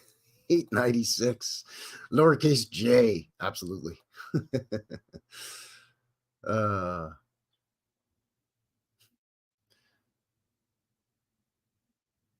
First long weekend where the girls ditched their winter coats. Yeah, only to have instant regret on that and have to go back to the back of the closet to fetch it and drag it out again, because you never know. At least around here. A couple of days ago, people were walking around wearing shorts and stuff. But, then start getting, the partly cloudy and scattered showers and stuff. And again, high elevation here in Calgary. Calgary itself's in a river valley, kind of a bowl shape. But, the area, almost as high as Denver above sea level, right?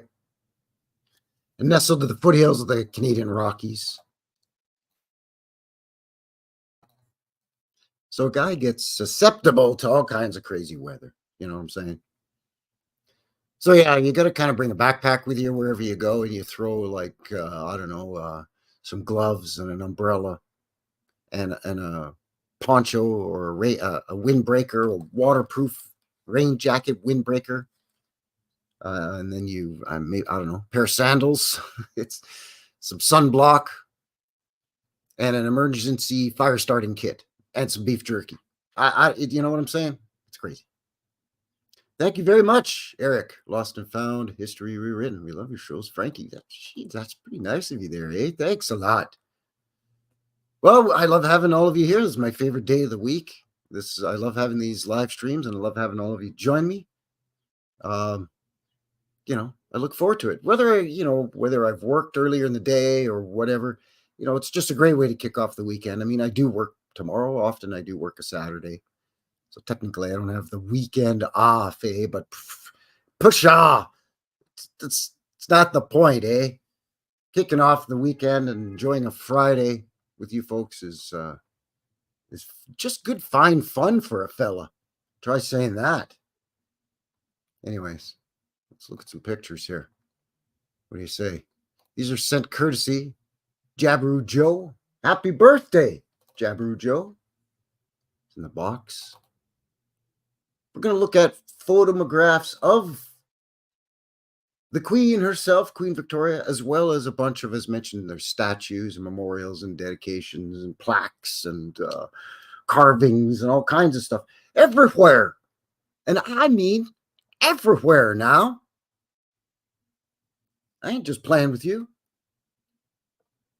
So again, thank you very much for joining me. Do one of these if you haven't already. For those of you who already have, thank you for liking, subscribing, sharing. Thank you to everybody on the YouTubes, Rumble. Links for both of those in the description, as well as email, MeWe, BitChute, even a feller's PayPal if you want to donate to the channel. A lot of people, want to say, hey, how can I send you a coffee or whatever, or help you not to get such a jinkly camera. Maybe you can get like one of them there stabilizer thingamajigs.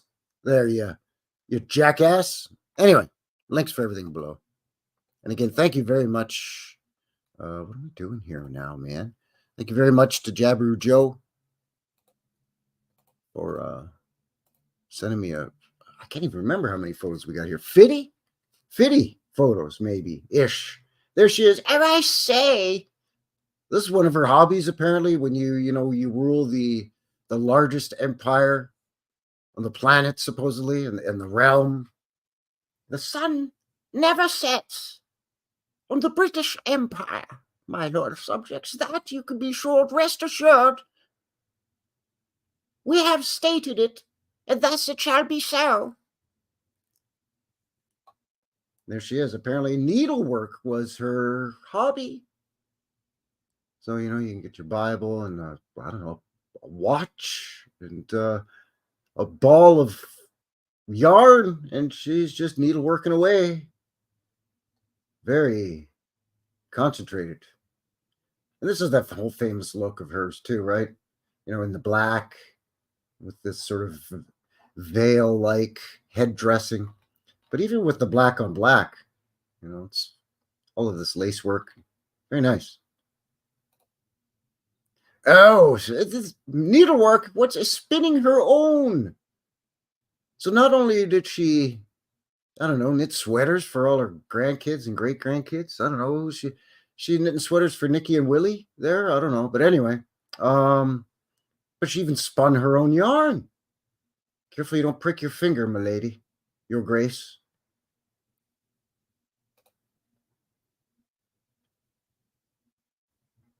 Certainly. We are not amused. I mean, when she was younger, she wasn't so off-putting, dour at large, but, life of comfort of a royal, especially sitting on that duff for as long as she did. Rest her. God bless her, eh? Oh, every once in a while she'll get on a horse, though. So why not?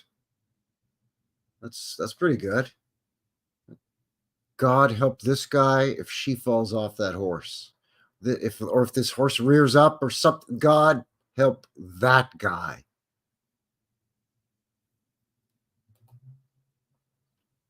This is the Queen Victoria with Abdul Karim. This chap right here, I believe, is Abdul Karim. She called him her Indian son or something like that. Or I don't know. Yeesh. Take it down a notch there, lady. That's crazy! But a lovely photo. Again, you could see just all the embroidery and all the beadwork and lace and whatnot. And these fellows here are no slouches either. Fancy. Not sure what these medals are for, but sure, probably having to put up with this old dour. Anyway, there he is, another shot of him. So was that other guy or this guy? Yeah, I think it's this guy. Anyway, of course, you gotta have the little doggy.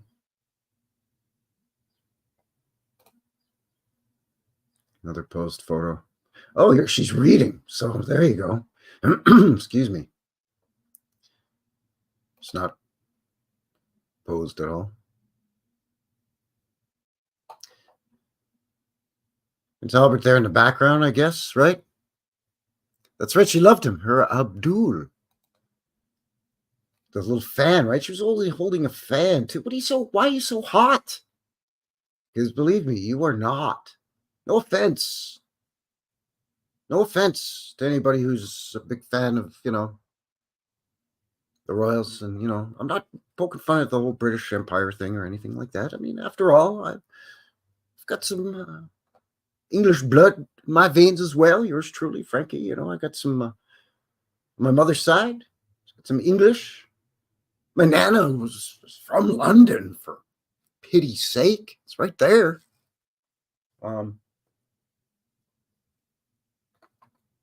But, just the excess and the whatnot. And I'm not sure why she has to have the fan with her. The fan and the little kerchief she's to dab her forehead and fan herself. She's sweating all the time. Maybe because she's a rather large individual. I don't know. Yeesh. I'm not amused.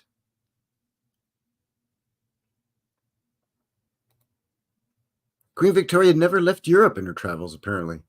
Was William VI the great colonizer?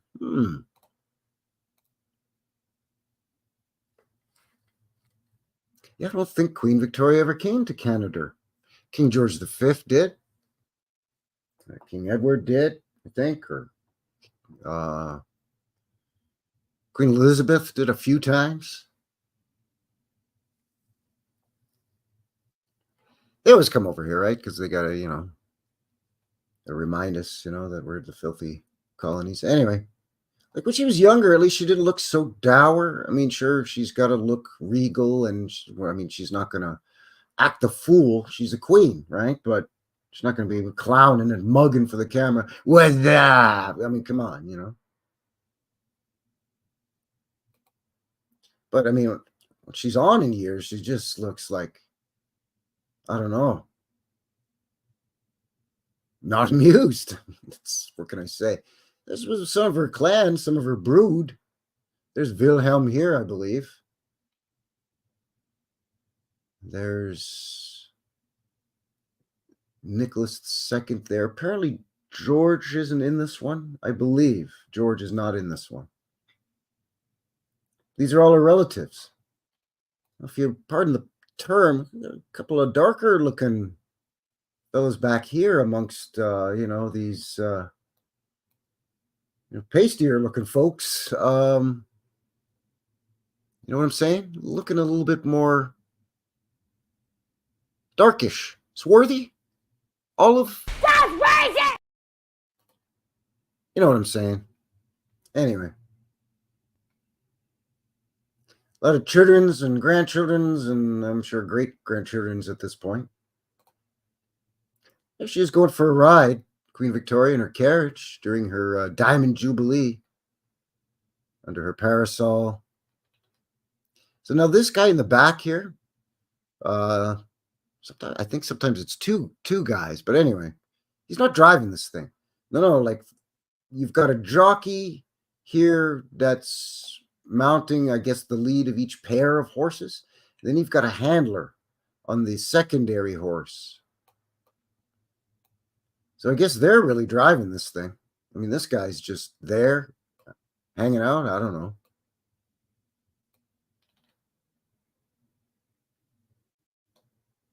Like all these checks and balances. Again, God forbid these horses get spooked and they stampede, right? The old lady will just go flying.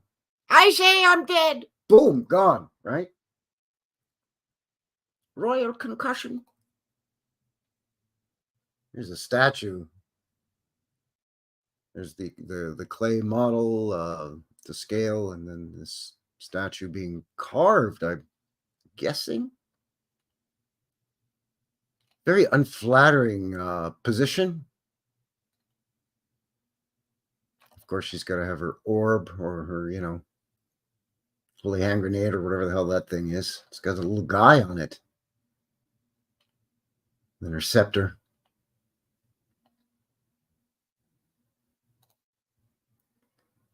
So now we get into the statues, man, and they're everywhere. George's Square. Decided to put her as a medieval knight here. Queen Victoria. On her horse.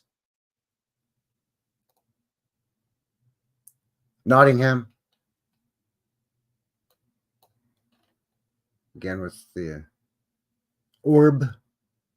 This one at least looks like her, kind of, Again, that dour sourpuss. And keep in mind on a lot of these pedestals here, and I'm going to go through these kind of quickly here, but, a lot of them are multiple photos of the same from different angles, or a lot of them are just basically the same looking statue, just in a different city. But the pedestals oftentimes, too, are very elaborate. Yeah, and some look cast, sculpted. It depends, right? There's some that we're told are stone, or who knows, they could be concrete. Others we're told are brass, bronze, what have you, right? Yeah, it does not look happy. We are not amused.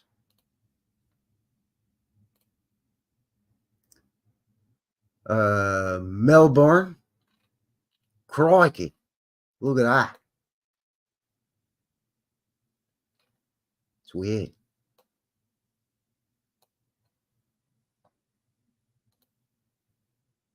Another one in Melbourne. This is a different one in Melbourne, by the way. Queen of Earthly Queens.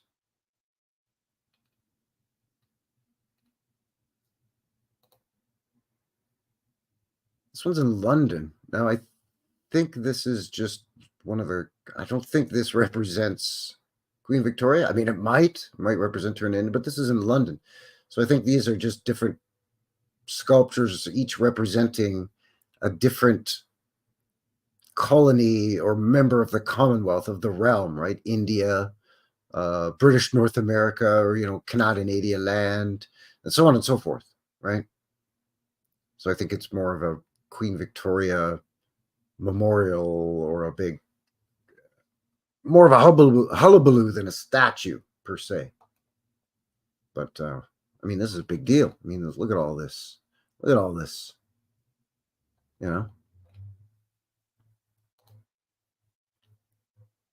Manitoba. We've looked at this before on the channel, eh? There she is, bronze, outside the Manitoba Legislature building in Winnipeg, Manitoba. Old World Golden City, in my opinion.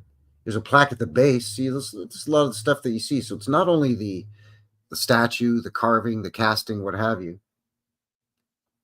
I'm just going to use the term statue, as a catch-all. You get what I'm saying. But, it's a lot of the plaques again and stuff underneath, right? I don't know. It's like the Boer War or something. I don't know. Kensington Gardens. See this now? They went with the younger, more visually appealing. You can cinch in the waist here. Can almost make her look like a Greek or Roman goddess. If this is in fact supposed to be Victoria in the first place. I mean, it says it right there. So, this is when she took the crown. She began her reign when she was 18. So, there it is. What does this say here? Something I can't read. It gets too picoulated. My apologies. It's in Leeds. Oh, no. It's colonizer, murderer. Yeah, whatever. The younger version again. The orb. Oh, the older dour version for Liverpool. That's where the Beatles come from, don't you know? Is Liverpool. Isn't that right, Paul? Oh, the younger version again. McGill University, Montreal, Canada land. Boom. We prefer the younger version over here in Montreal, eh? Because at least we don't want the big old one, eh? We want the nice, young, tight one. See, same outfit as the other one, though. Cinched in at the waist. The cape. Where was it? Right, the cape. The scepter.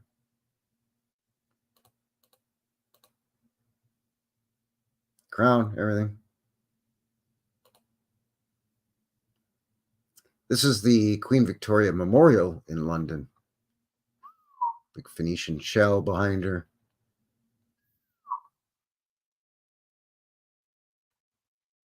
Oh, I say, that's lovely. Lovely. South Africa.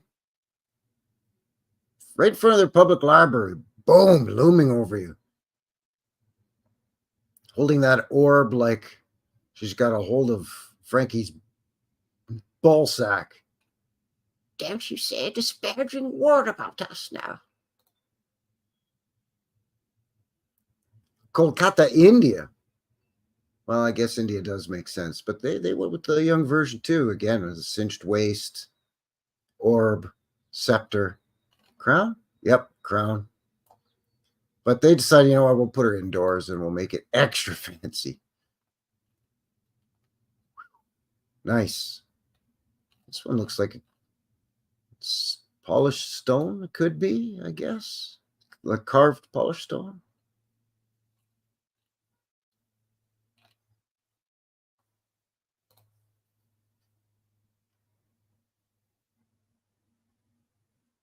Can't remember where this one is. Let's see here.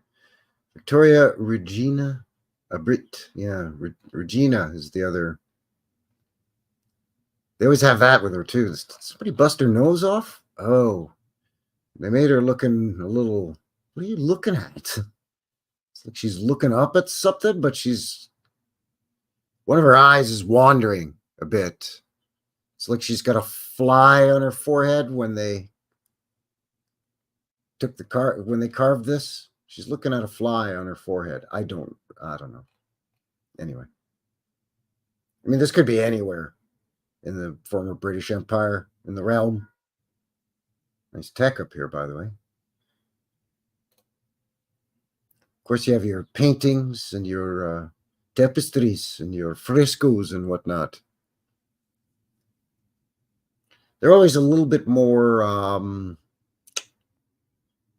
complimentary, shall we say, when painting a portrait, right? An official sanctioned portrait.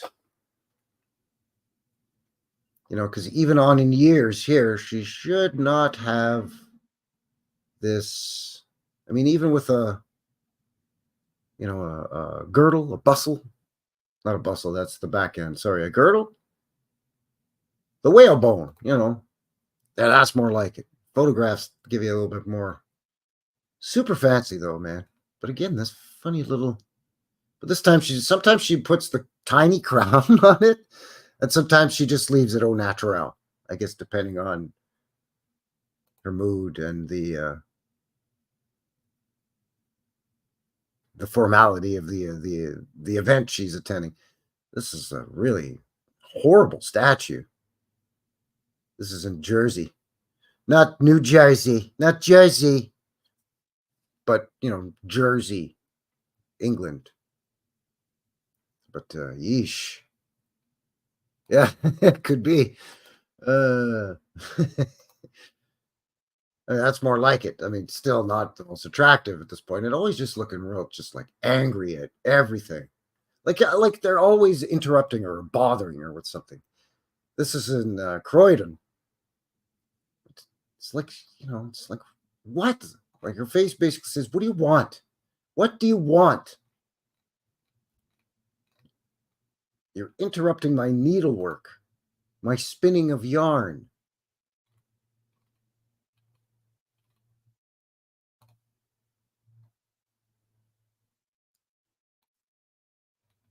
It's the another Queen Victoria memorial.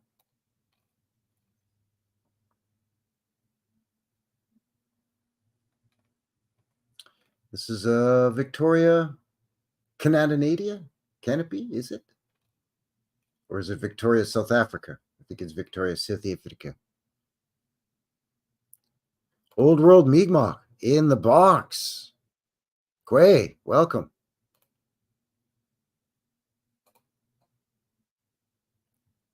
We're in Belfast. For some reason, they just take a picture of her hiney. I don't know why. The Royal Buttocks. Christchurch in New Zealand. Here they decided to go with her date of birth rather than the date of her reign, the beginning of her reign. But see, here she's doing the little one. Sometimes it's the big one. Sometimes it's the wee one. This time she's decided she didn't feel like holding the scepter or the orb. She's just going to go sans orb on this one. Just going full on scepter. She's going to two-hand the scepter. Like a samurai sword. Always two hands. See here? No, now she's rocking the holy hand grenade here in Dunedin. Excuse me. Forgive my Canadian sheltered knowledge of where that is. I'm guessing Ireland somewhere, maybe.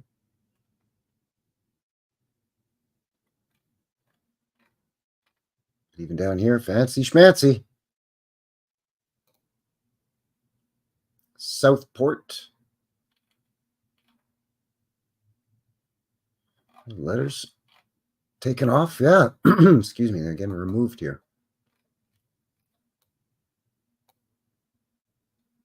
See, you can see almost identical. When she's standing like that, it's almost identical. It's orb, scepter, orb, scepter. Sometimes no orb and the tiny crown on top, but I mean, generally speaking, right? Victoria Square in Birmingham.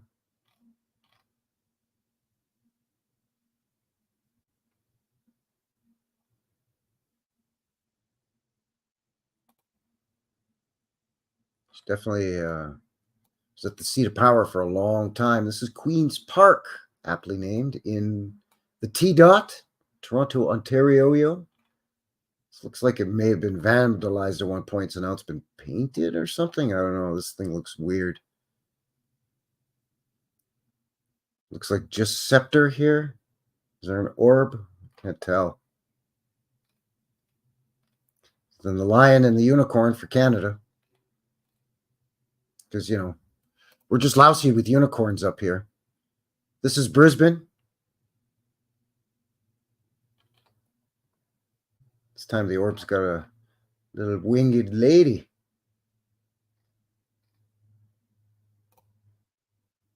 Oh, now, this time, no. Oh, I say, we've forgotten the orb back at Buckingham Palace. It's fine, Your Grace. You are regal no matter how I carve you. King's Park. Look at all this. Even if this is cast,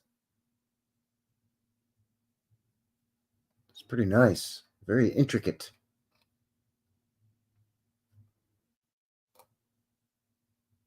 Sydney. Going with the looking down on your dower version. But what is this? A whistle?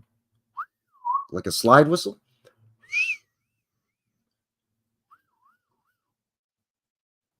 It's the smallest scepter I've ever seen. Looks like a slide whistle. This time the orb's got the cross. Isn't that the Pope's orb? Hey, she stole the Pope's orb. Thief, get her. Somebody better tell the Popera. So now we're back to this orb. Well, this one's got... Oh, yeah, it's got a guy on it or something. Maybe she's got a collection of orbs. I don't know, orbs and scepters, you know, that match the teeny tiny itty bitty crown. Atomic flute. There it is, the atomic flute. Dunedin. Okay, thank you. Dunedin, pronounced Dunedin. Thank you. Okay, thank you. We don't have that up here in Canada, eh? This is Trent in the UK.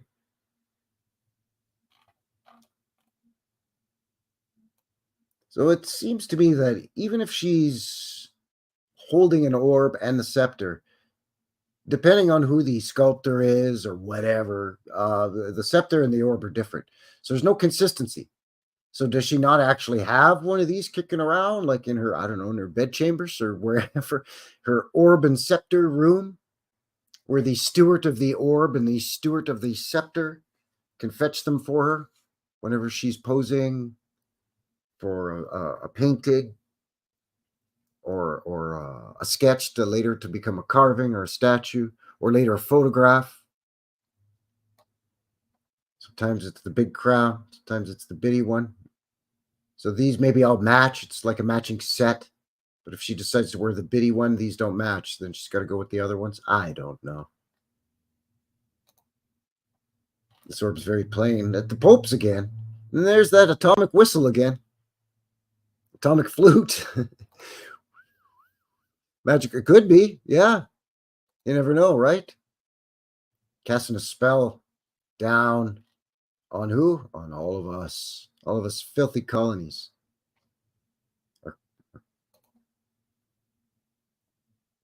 This is just in the same complex, but look at this. It's pretty fancy stuff. The royal seal.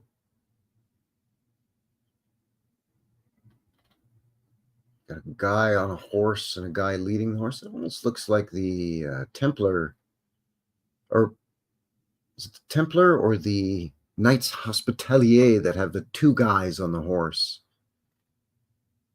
To supposedly the vow of poverty or what have you. I don't know.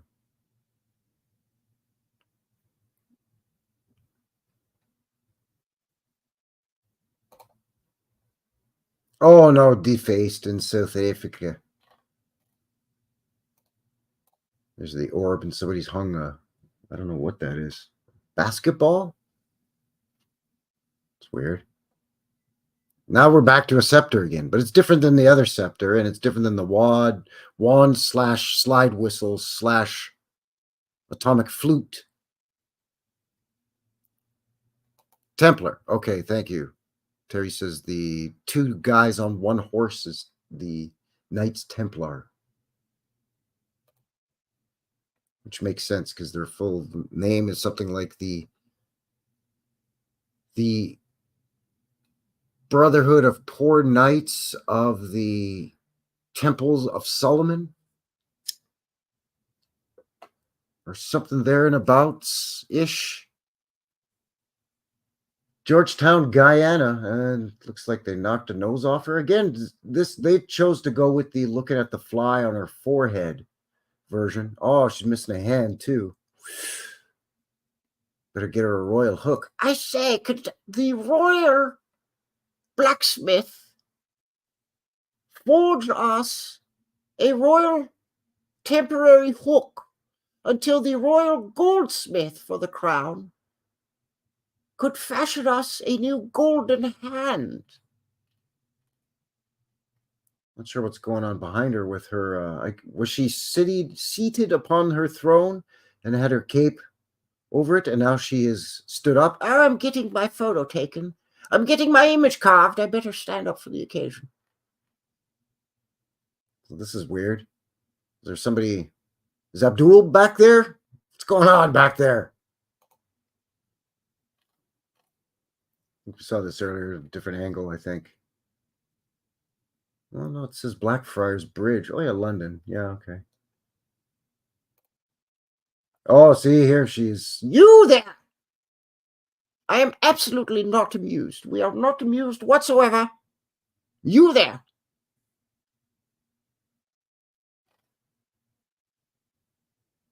But that's not the wand. That's a scepter. So it's not the atomic flute. Slide whistle.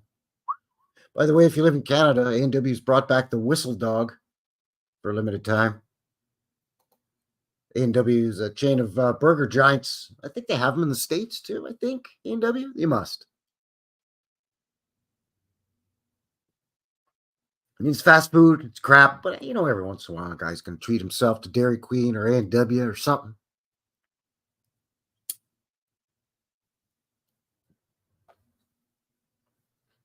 You know, everything in moderation, including moderation.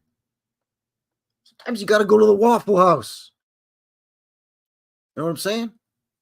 Sometimes you got to get a burger or some fried chicken or, I don't know, pizza. But anyway, A&W, Whistle Dog. I think it's a summer thing now by limited time only.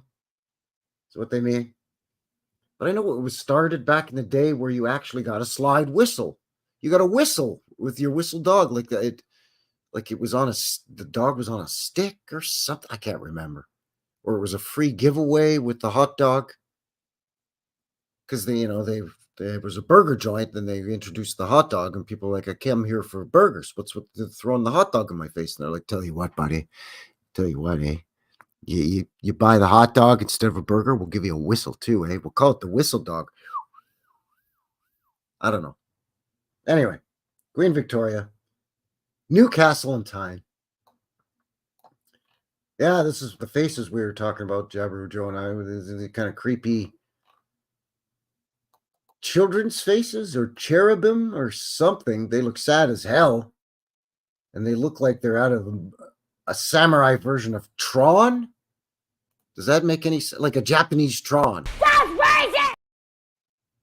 I know that kid is probably getting old to a lot of you, but I think that's funny as hell, that meme. Sorry. I'll try not to use it as much. I go one too many times to the well and whatnot. Oh, now it's an actual globe with the continents etched in it, even. Sure. Okay. And again, different scepter. Why do you have to have all these nodes and bumps? Are you like beating the hell out of somebody with this thing?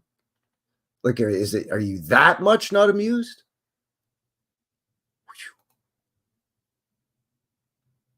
It's the monument. So this is the tippy top of the Victoria Monument in London. It's some kind of Indiana Jones and the Dial of Destiny thing going on here. This guy's just carrying a club. He's not even, I ain't even playing around with you. I just brought me a big fuck off club. Oh, yes, the eagle. Why not a lion? Doesn't the lion represent the crown? I guess for being Victoria, you can't have a lion. You'd have to have a lioness.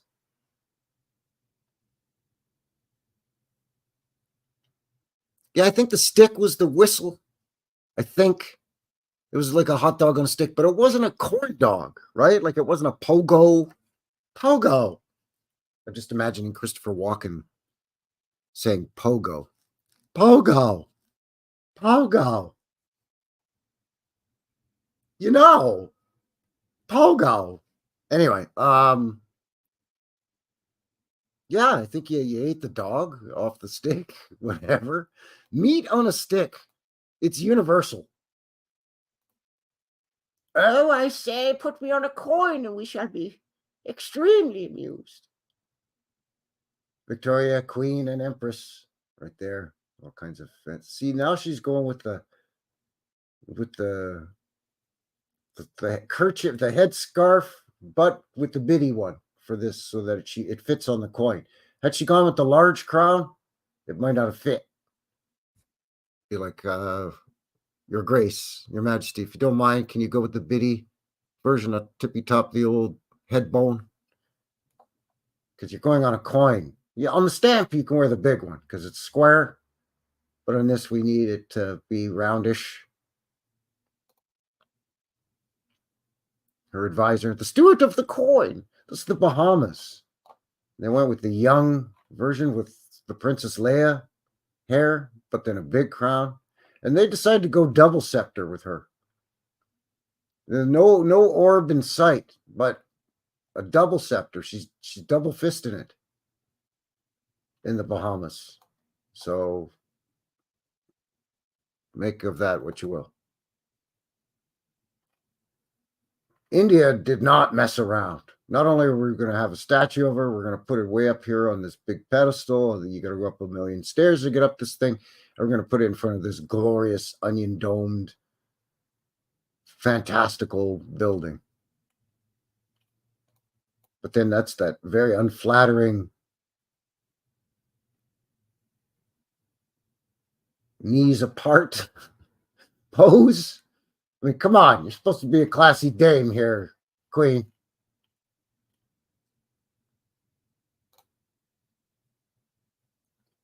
Queen Victoria Memorial in Agra, India.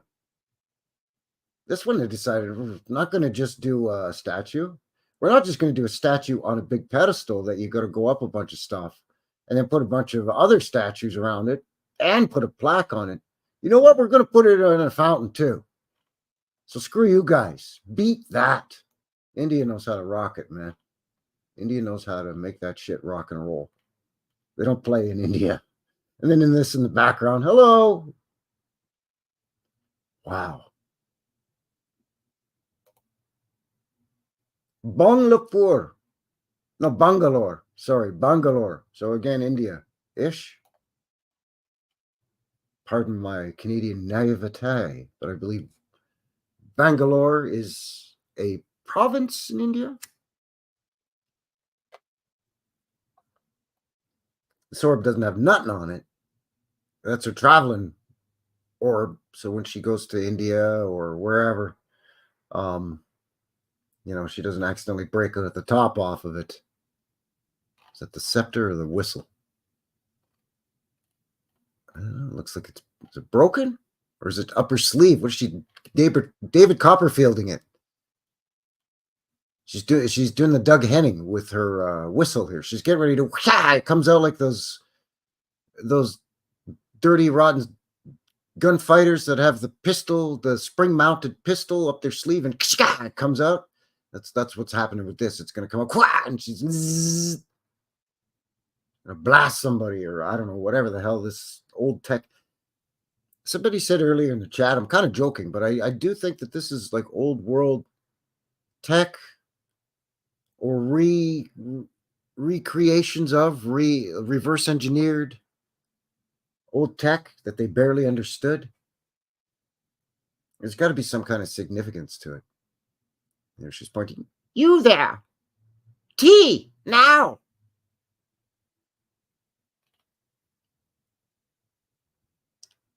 No orb.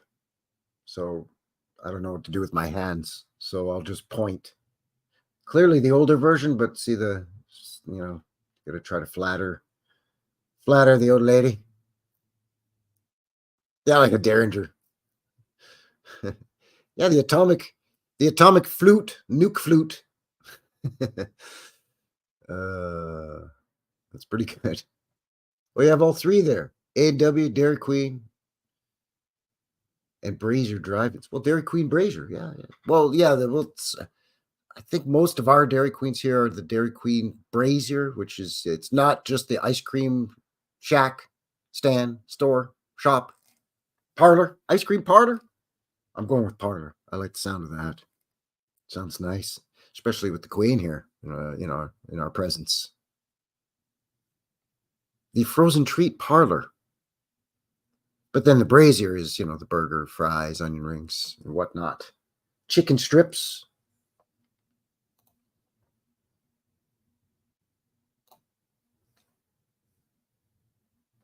Yeah.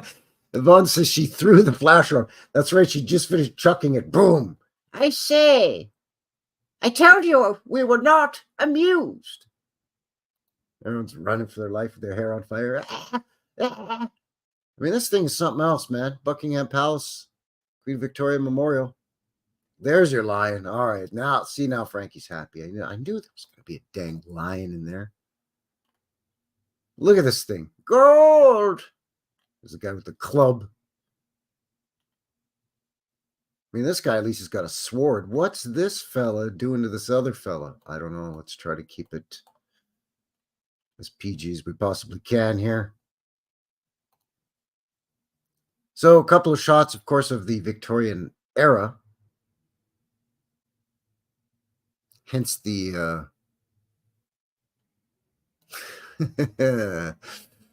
you know what? Yeah. EMPs definitely is something that I've heard, and that's something that, in terms of old world tech, that seems to be something that I think was, as part of the whole past tech, the electromagnetic gathering of ether, and the gathering of ether for static electricity, and then of course creating electromagnetic energy, and then be able to store this, distribute this, broadcast this, maybe, beam it, literally beam the energy,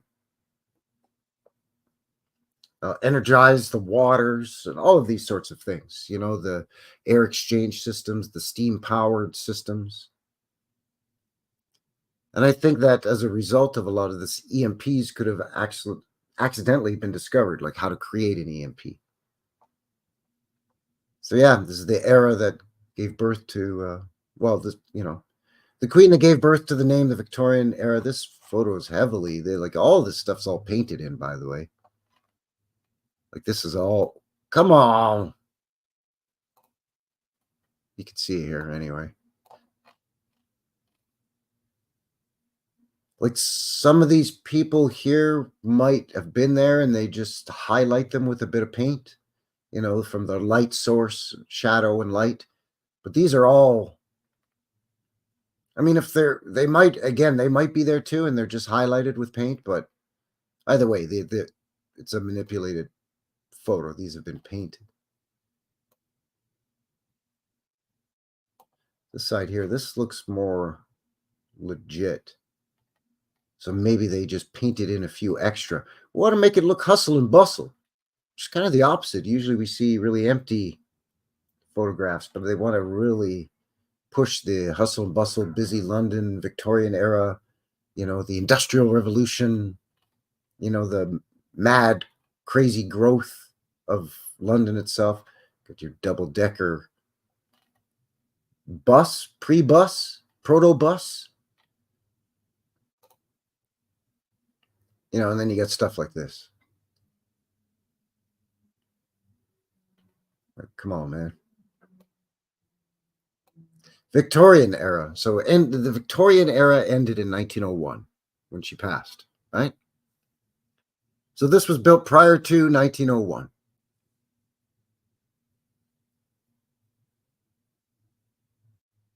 Now you had steam power. So you had railroad, you had steam engines, and you had steam cranes and steam shovels, but they were called steam shovels. Today it was like a backhoe, sort of a excavator type of idea.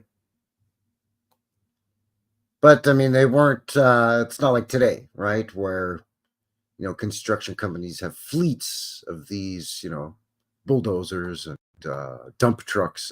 There was no dump trucks really. It was horse and wagon, and you load the wagon with dirt, and they haul it off the job site. For example, digging a foundation for a basement. So one could imagine how deep a basement for something this large or a foundation would have to be dug. So how far does this go down? Well, it goes down far enough that we know that these windows look really low and stumpy compared to these windows. And you've got to go up to get in. The street slopes downward.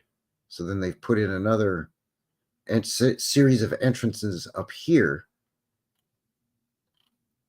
And you've got pavement lights. I'm assuming are pavement lights here. And different entrance ways at different heights and so on. So it's glorious, but it looks a little top heavy. Like it looks like it could go down further. But again, that's a whole other issue. It's just that, this would have been tough to build. I mean, this would have, if they told me this took them 50 years to build, then I would say, okay, now you're talking.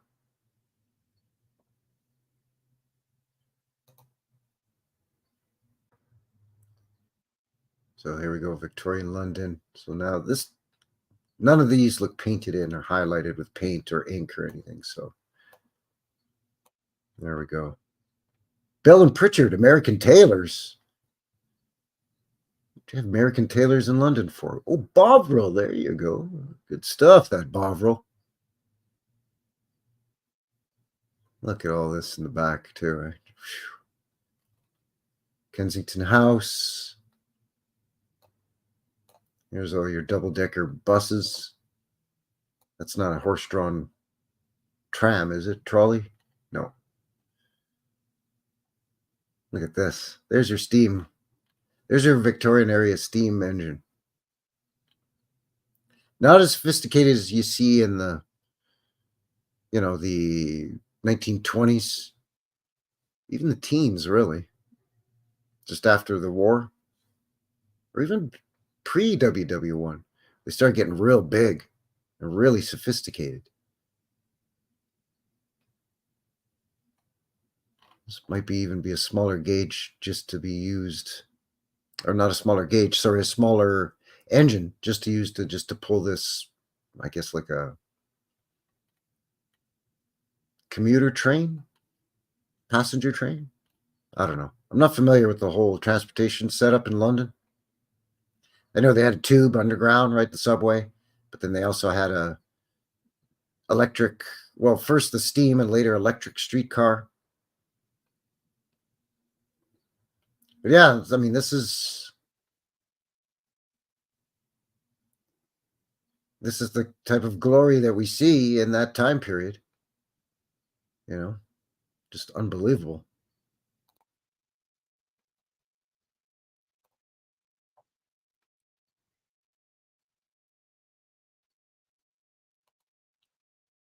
So again, those come courtesy of Jabiru Joe. So thank you very much. And again, happy birthday to Jabberoo Joe. He's right there in the box. Wish the guy a happy birthday. Shares one with Queen Victoria. And that's kind of what we've been talking about here tonight with the show. I just want to open one of these up here. Joe sent me a whole bunch of photos that he manipulated. Like, for example, this one here. Faster, Beaver, faster, damn it. I have an empire to run. Damn it, man, I have an empire to run. That face. Not amused.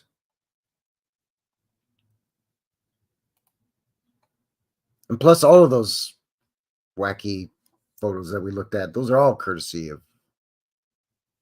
Jabber Joe. So yeah, thank you very, very much. I appreciate it. This kind of stuff is just hilarious because you're creative, but you're quite mad, you know. You're really quite mad, you know. Anyway, so there it is, a little bit of the birthdays. Queen Victoria, Castle in the Pastures in the house. Welcome, welcome. Good to see you. Thanks for shooting into the box from Iowa. Howdy, howdy.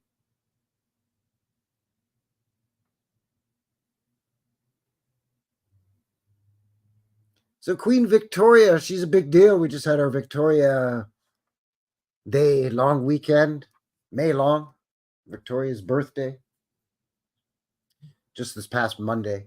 But officially her birthday was the 24th. She shares it with Bob Dylan and Tommy Chong. So there you go. Oh, and Brian Chang and Cecilia Chung too. So there you have it. We got all the bases covered. So I think I'm getting ready to wind this thing down here, just past the 2-hour mark. So once again, thank you very much for shooting in and joining the fella here. Thanks for humoring me with this jackassery here on Victoria's birthday. Oh, I say, that was lovely. We were certainly amused, loyal subject. Most certainly amused. So again, as mentioned, links for everything in the box below. Everything we looked at, as well as email. So if you have any show ideas or photos or anything you want to send my way, feel free. You can also reach me on BitChute and MeWe. Links for those down there too, I should say. Rumble, YouTube, Live. Thank you. Appreciate it. Thanks to everybody for your support. Thanks for liking and sharing. All of that good stuff. I really appreciate it. My location map link is in the description as well. Team Heat. Damn, missed it. Hey, guy. How's you going there, eh, bud? It's good to see you. Don't you worry about it. We're just winding it down, but still got a few minutes. Yep, just as a reminder, next week, New West Reset live episode 68 will be on the Sunday rather than the Friday. Therefore, Boots on the Ground, rather than being Sunday, will be bumped ahead to the previous Friday. So this coming Friday, the 31st, Boots on the Ground video. And then on the Sunday evening, around this time-ish, 5 p.m., between 5 and 7 p.m.-ish Mountain Time, Sunday, June the 1st, we'll be doing the live show. Sorry, that's the 2nd, June 2nd. Oh, see, I'm just making it more confusing. I'm trying to make it real clear, and I'm making it muddier than the mighty Mississippi. Well, what isn't going to change is every Wednesday, vintage footage. Give you a sneak peek at your upcoming vintage footage. Some Niagara Falls power out of Niagara Falls, Ontario, Canada, 1922. So that'll be coming up Wednesday. So Friday, Boots on the Ground. Sunday live. Flip-flop. Got some road trips coming up for the channel. Going to be going up to Edmonton Going to do that later in the summer. Before doing that, as mentioned, I'm heading down to Pincher Creek. So I'm going to try to get some more footage of Pincher Creek. And also, there's a couple of towns that we passed through. Maybe I can slow down and hang out the car windows enough to, as we whip by some buildings. Going to be returning to Heritage Park with Cousin Vinny. We had to skip a couple of things at Heritage Park. That's that circa 1900 set up like a prairie town, sort of like amusement park, interpretive center. They have people period dressed. So it's set up like a Wild West rootin' tootin' cowboy prairie town. We had to skip the railroad museum there and the old car museum. So we missed all the old jalopies and all the old machines. And we missed the blacksmith. So we're going to be doing that this summer as well. And some other stuff. So stay tuned to the channel for announcements. Of course, the 1,500 subscriber meetup is coming up here in just a couple of short weeks. So keep your ocular sphericals locked into the channel for updates. I'll post some stuff in my community posts, but then I'll also upload videos as we get closer. Looking at mid-June, hopefully the weather is going to be okay. If it rains if it looks like it's going to be raining too much, might push it back to the 3rd week in June instead of the middle of June. But right now, 73% that it's going to be the middle of June. We're going to do a meetup. We're going to do a mudflood tour. We're going to go on walkabout, if you will, in Inglewood here in Calgary. A whole street of old world brick buildings, an old fire hall, an old school, a couple of side streets with some old world churches. Great stuff. Old houses, too. It's amazing. And who knows? Maybe we'll have a bite to eat and, I don't know, coffee or a wobbly pop or, I don't know. I don't know. We'll see what happens.